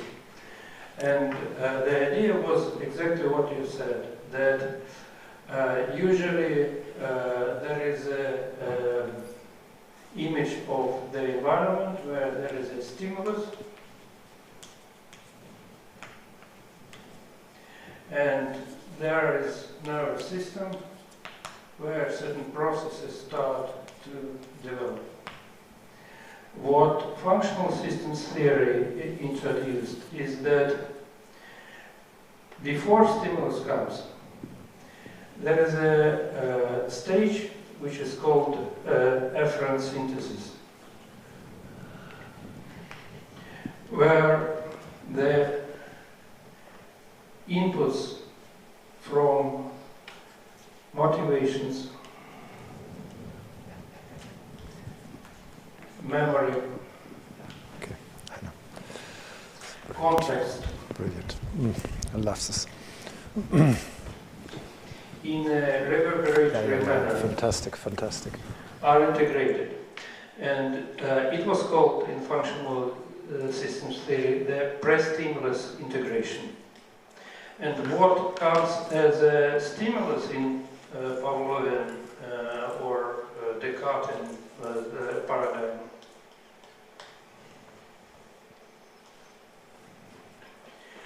was called in the functional systems theory just a triggering stimulus. Of course. The idea is that the pre-stimulus integration absorbs the stimulus on its activity.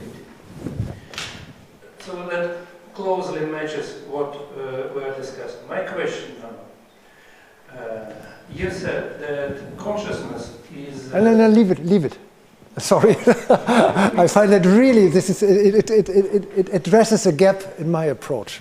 It's really nice. I like that very much. You said that consciousness is possible only when there is an integration of incoming stimulus with the inner state pre-stimulus activity. Now imagine we do not have stimulus at all.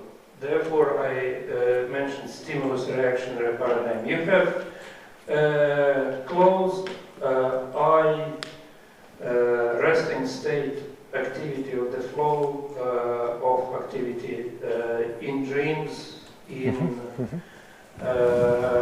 resting state, where no definite environmental stimuli are coming.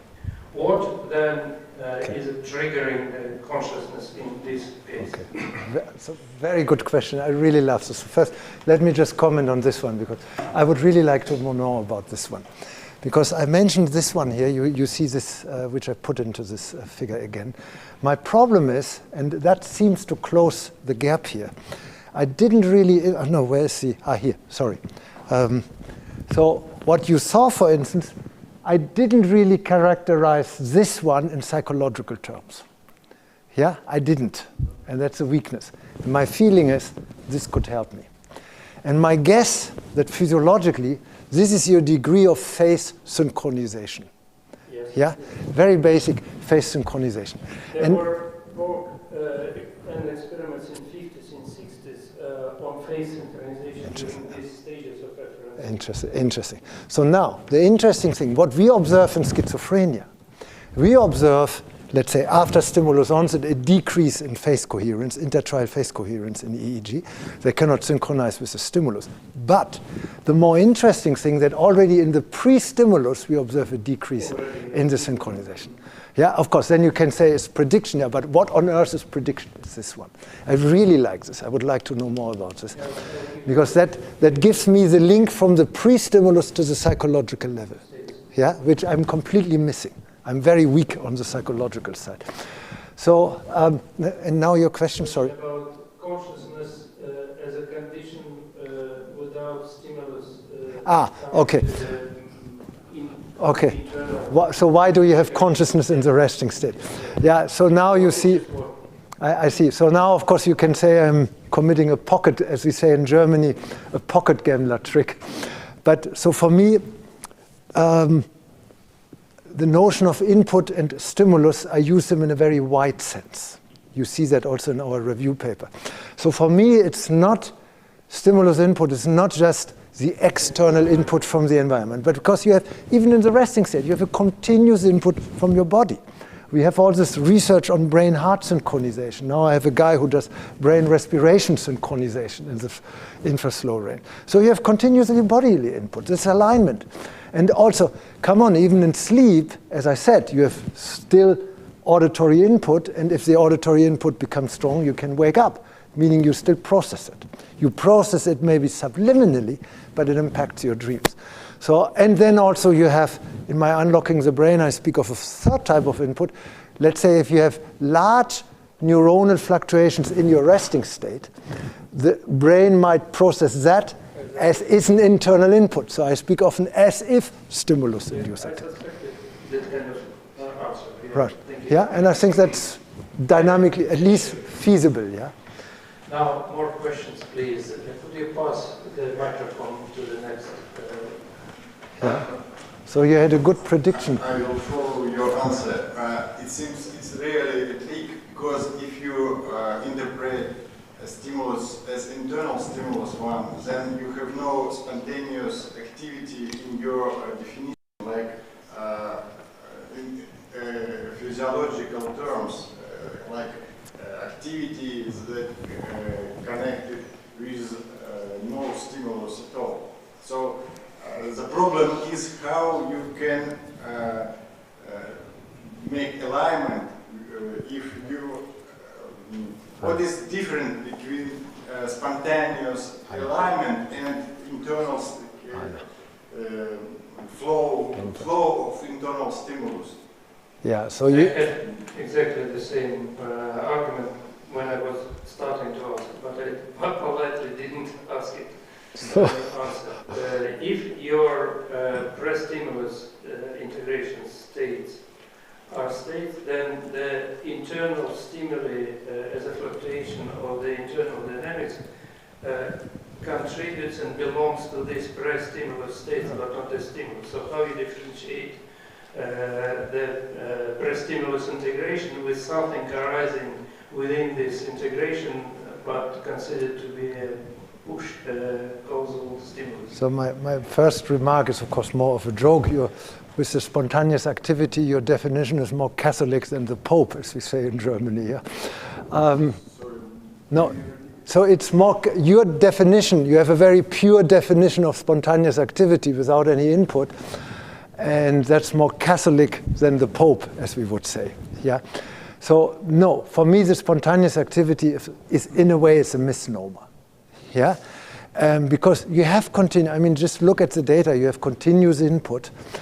And what the external stimulus does is just, first let me start different. You have all the kinds of external oriented cognition functions. You have also internally oriented. You have perception, you have cognition, you have attention, internally, externally oriented, blah, blah, blah, blah. Yeah? And when you tell me about this pre-stimulus synthesis, these are basically seemingly all internally oriented functions, which also occur externally oriented. So meaning, the distinction between, let's say, spontaneous pre-stimulus and stimulus-induced activity is relative in a very strong sense. Yeah, it's ultimately probably the brain would smile. The brain, if you were asking the brain would sit here and say, "Come on, this is I just try to keep my balance." So then, of course, so for me. And you have, and exactly as you said, you have already consciousness when consciousness is continuously ongoing. Only, and that's what you see in these disorders of consciousness studies, only when your internal input recedes, you lose consciousness. You start losing consciousness. Yeah? You don't have fluctuations, everything becomes the same, and so on. So then, of course, the next question you might want to raise is then, how does the brain differentiate between internally oriented cognition and externally oriented cognition? And that's a very fair question, because it's no doubt so the degree of rest or pre-stimulus task difference might indicate the difference, is it more internal or external? Now, and that's probably why this non-additivity is relevant, because the non-additivity gives you a larger difference of the stimulus when compared to the pre-stimulus. Yeah, remember the curves I showed you? They were not additive, they were non-additive. And you have a paradigmatic case where you have a confusion between internally, externally oriented cognition, namely schizophrenia. We had a paper this year on, I did this with Javier, with a postdoc in Spain, so where we showed that in schizophrenia across different measures, neuronal measures, in EEG and fMRI, they have decreased pre-stimulus task differences. So when we linked that, and that was a review about different, it doesn't matter the measure, they just could not change their task-evoked or stimulus-related activity relative to the pre-stim or resting state. So, and symptomatically, we assume that that is related to confusion between internally, externally oriented cognition, and that's exactly what you see. Yeah? They perceive an internal input in their auditory cortex as an external voice. We call it hallucination. Same with delusions. So you have here a blurring between the boundary of internally, externally oriented cognition. I hope that addresses some of your questions. I have a different hypothesis answering to your question. Of course, it is only a hypothesis.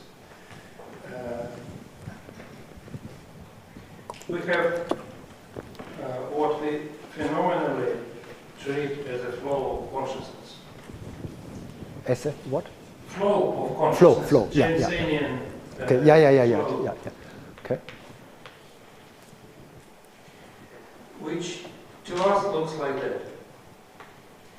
But if you would remember what Georg said about 95% of our mental domain, there is a huge iceberg of activities which are not conscious at the moment. They are global activities. They are, in a sense, psychological in terms that they reflect the systems of experience which were acquired during the evolution and life of the organism, but they are not above the threshold of consciousness.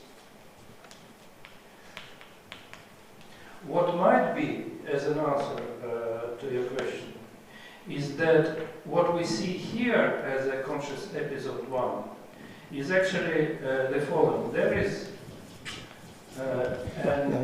flow and integration of many aspects. And one of them reaches to the top. Now, for the next, it emerges if there is not an external particular stimulus interfering in this.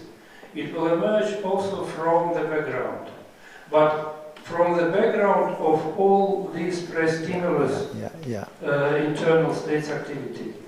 Nice. So you have both. There is a huge amount of activity in the afferent synthesis.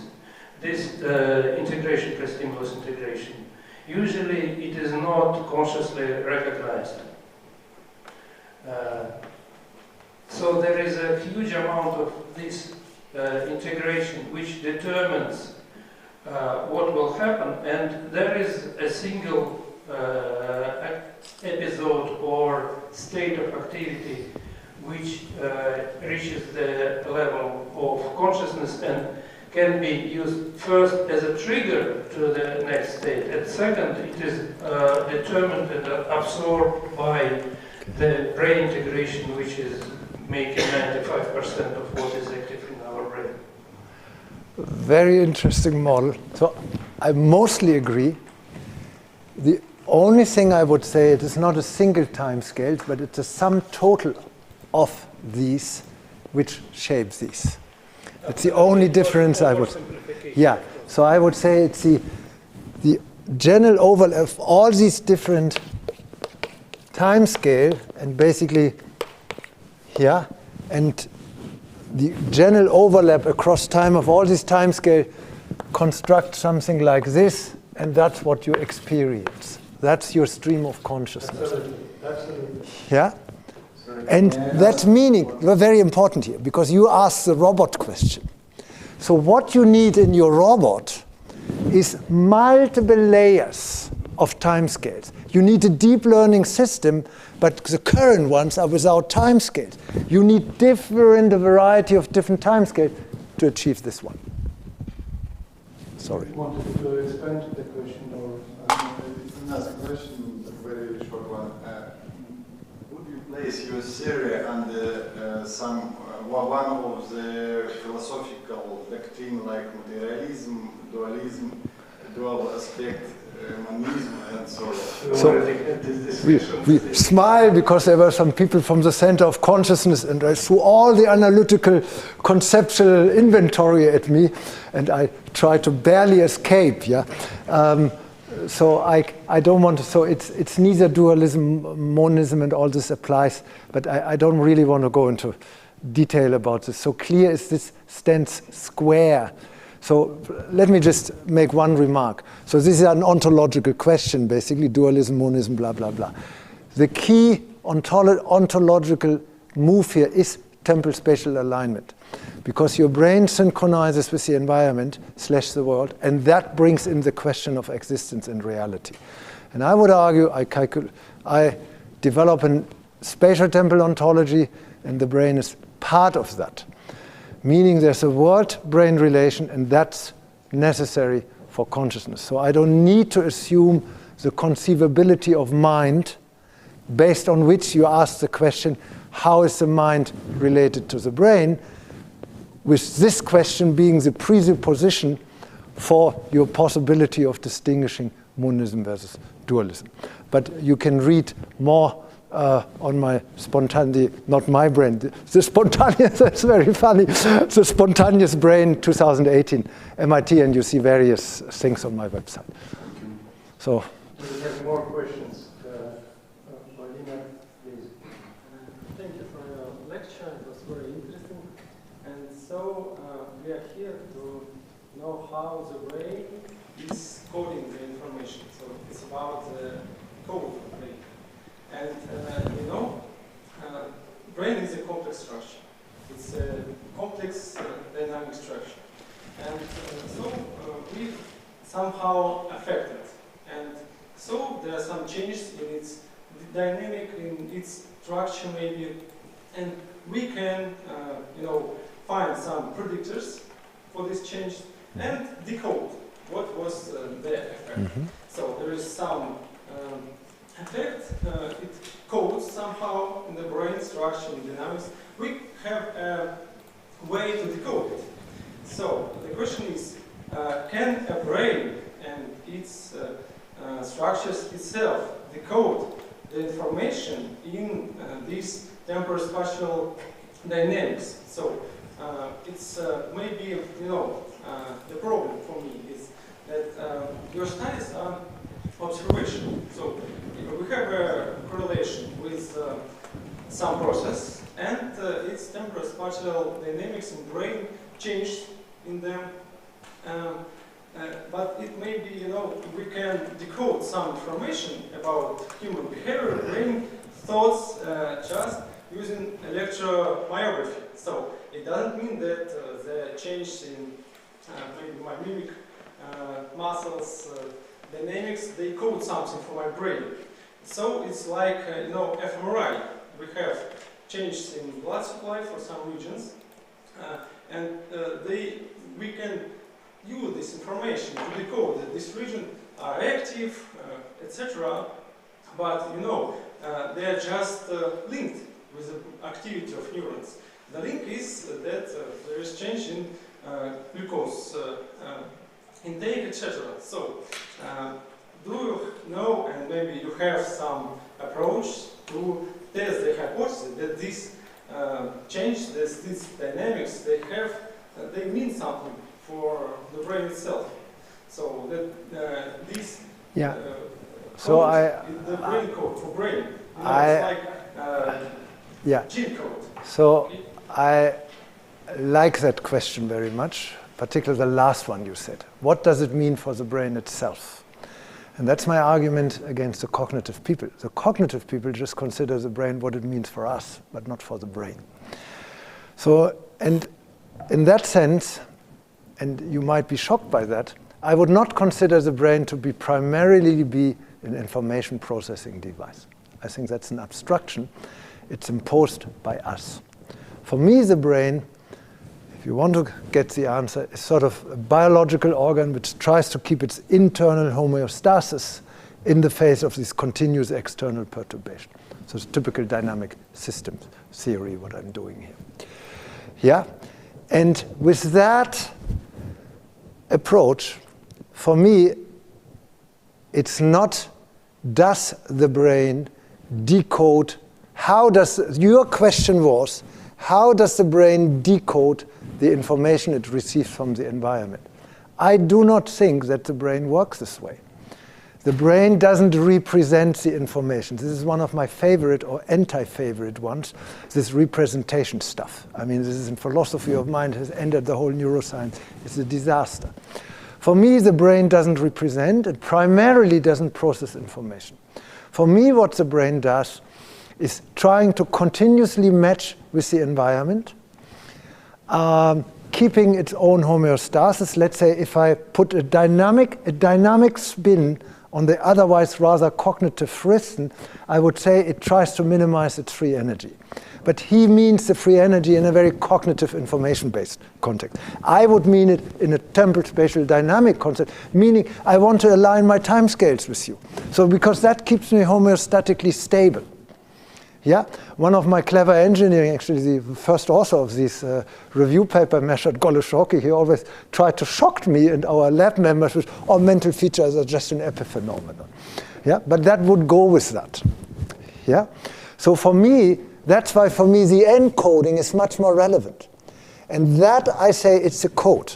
And for me, and I think I indicated that,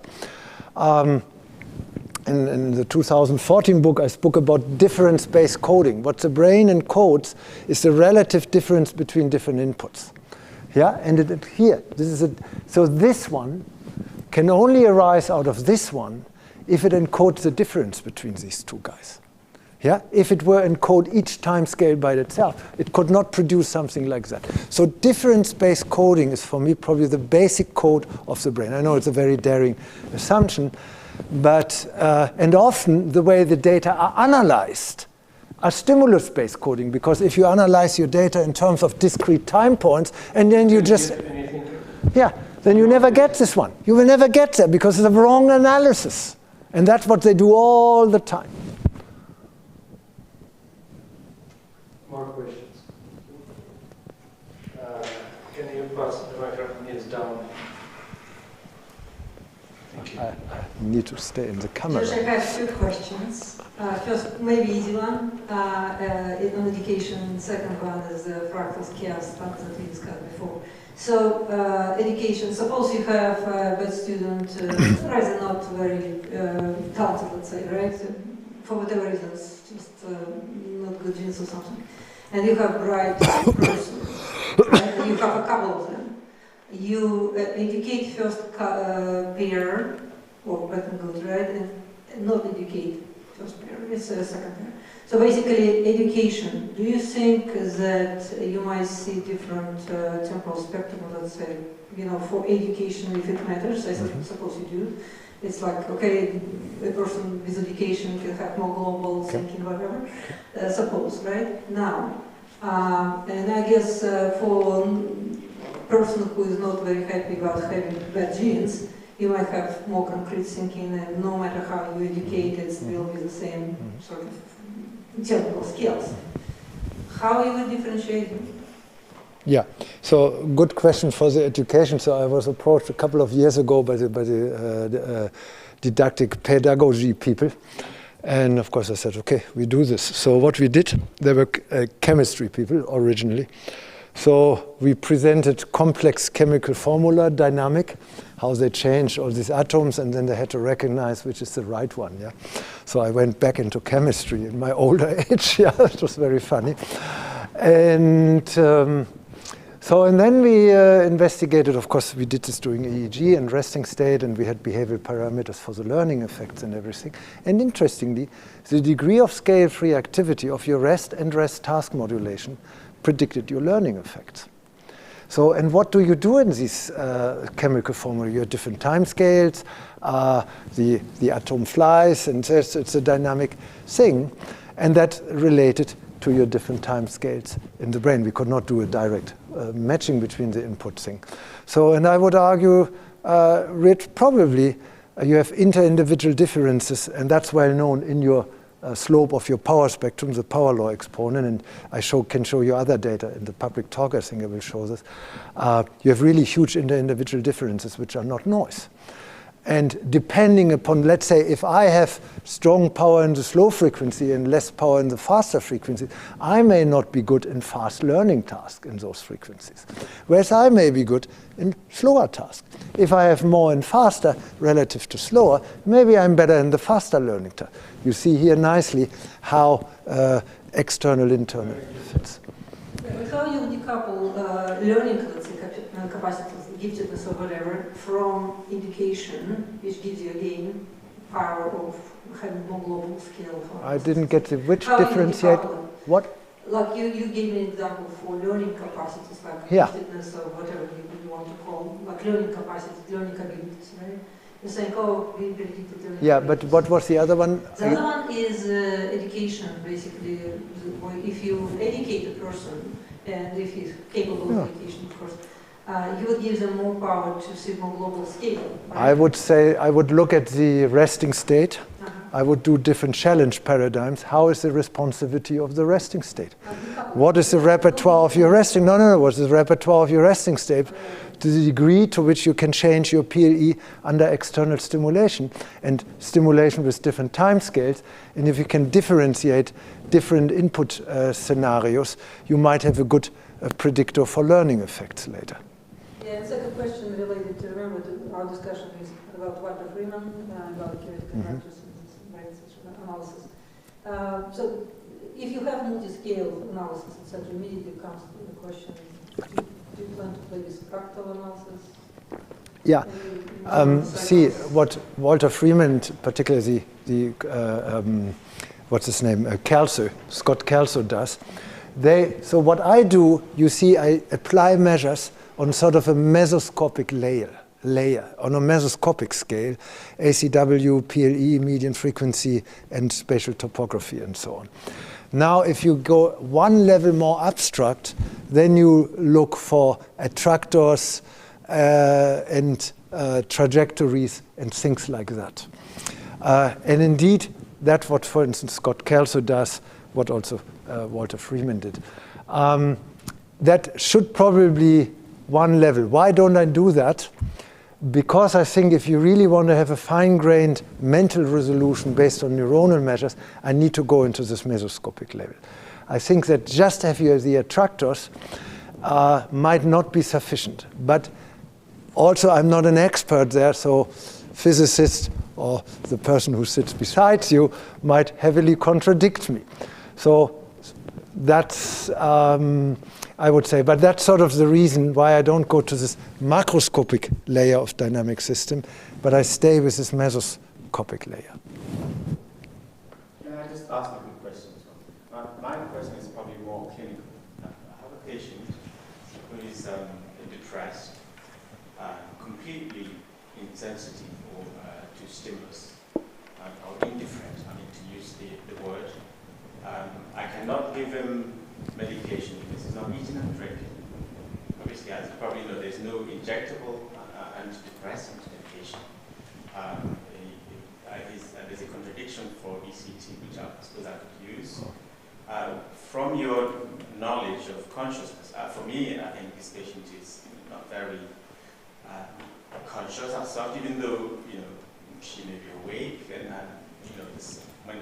arises, she lies in bed. Is there any little advice that you could give to perhaps get them a bit more conscious, or at least a bit more motivated, as I know motivation would be part of the increased stimulus? That's of course a difficult for us. The first thing I would have thought, of course, ECT, electroconvulsive therapy, if that is a contraindication. Then I would probably try some transcranial magnetic stimulation, high frequency, and I would try it in different regions. I know it's usually done in the dorsolateral prefrontal cortex. We have papers where we showed it in visual cortex and motor cortex to be effective. And then, of course, I would also think about ketamine, particularly good in suicidal patients. You can also think about amantadine. And that's what sort of spontaneously came to my mind. For the rest of the group, which is very interesting, we have a large, and I will present it on Saturday. So in depression, you're really literally too slow. Yeah, you don't react to external input. Things are too fast. And the external is too fast. Yeah? Why? Because your internal is too slow. Because you perceive the external relative to your internal. Yeah? So outer time speed, inner time speed. And what we did is that we now measured the time speed on the neuronal level. We operationalized in terms of neuronal variability changes. Yeah? If you have high variability, you have a lot of change, you have a lot of time speed. If you have not much neuronal variability change, you have less. How did you measure it empirically in this case? Yeah, by neuronal variability. Dynamic so how much the amplitude of the signal changes across time. But in animals or in No, in humans. Real human depressed people. people. What was the recording? What there? What was the recording? How did you? fMRI. We did this in fMRI. Yeah. Yeah. So, and indeed, so the working hypothesis we have for depression, that your neuronal activity is shifted towards the slower frequencies, and indeed we can support that, and that with that you also have a topographic shift from sensory reasons to default mode network. And that explains many symptoms, and that probably this patient's extreme cases, your activity is so slow that they experience no change anymore. There's no stream anymore. Yeah, they don't have this. They just have one big line and nothing changes anymore. So everything is stalled, literally, in the neuronal activity and then also in the experience. Yeah, and that, of course, then it becomes really dangerous. Yeah, but that's what I would do. I would try the TMS. One can try that in different regions. In particular, probably before I would even try ketamine. Perhaps the final question, because we are working exactly 2 hours now. Please. Another quick question. So, when the global functioning, there is a global functioning, and then there is. Hard for me to understand. Yeah. There is a global functioning, and then the localized representations, and I assume they are bidirectional. How does that translate to like memory, for example? That would be one question. And the other question: do you see the fact that there are 2 hemispheres, do they play a role in the formation of space specifically? So the first question is about memory, second question is about space? And having 2 hemispheres. 2 hemispheres. Yeah, okay. So memory, my assumption is clear. Let's say if you have too slow activity in the hippocampus, you only retrieve contents in that frequency range. In that domain, yes. Yeah, so, and I can support that by, indirectly of course, by patients with depression and mania. They have different kinds of contents they retrieve in their memory. Yeah, and one is too fast, the other one is too slow. But that's very tentative. Yeah, so that's basically when I say, look, my temporal dynamics structures my cognitive functions / my memory. And how it structures the kind of content you retrieve or the kind of content you focus on in your attention. That's a very daring hypothesis which we need to show, I know. But I think that's, so in that spatial temporal neuroscience for me. The second question was what again? Sorry, my... 2 hemispheres. 2 hemispheres. Yeah. See, wrong question, right question to the wrong person. So you see, I started out as a person with cortical midline structures, sense of self, and they always ask me in the reviews, is there a difference between right and left cortical midline structures as a core of the default model? Couldn't find any right-left differences. Sure they are, I cannot say much, particularly not in terms of spatial topography or temporal dynamic. I cannot say anything there because I'm not an expert. Of course there are differences, I know all that, the cognitive perceptual stuff, linguistic, non-linguistic and blah, blah, blah. I cannot, whether that is related to a difference temporal dynamic or global signal representation, right and left. I don't know. Never looked for that. Because I'm a globalist, yeah. So I look for the whole. Despite absence of an answer to this last question, we had tremendous amount of things to learn from you, Georg. Thank you so much. It was an excellent and very inspiring, I think, for all of us, discussion in your seminar. Thank you. Thank you very much.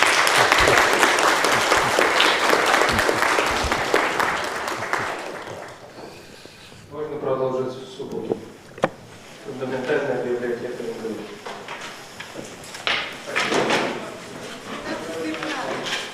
12:15.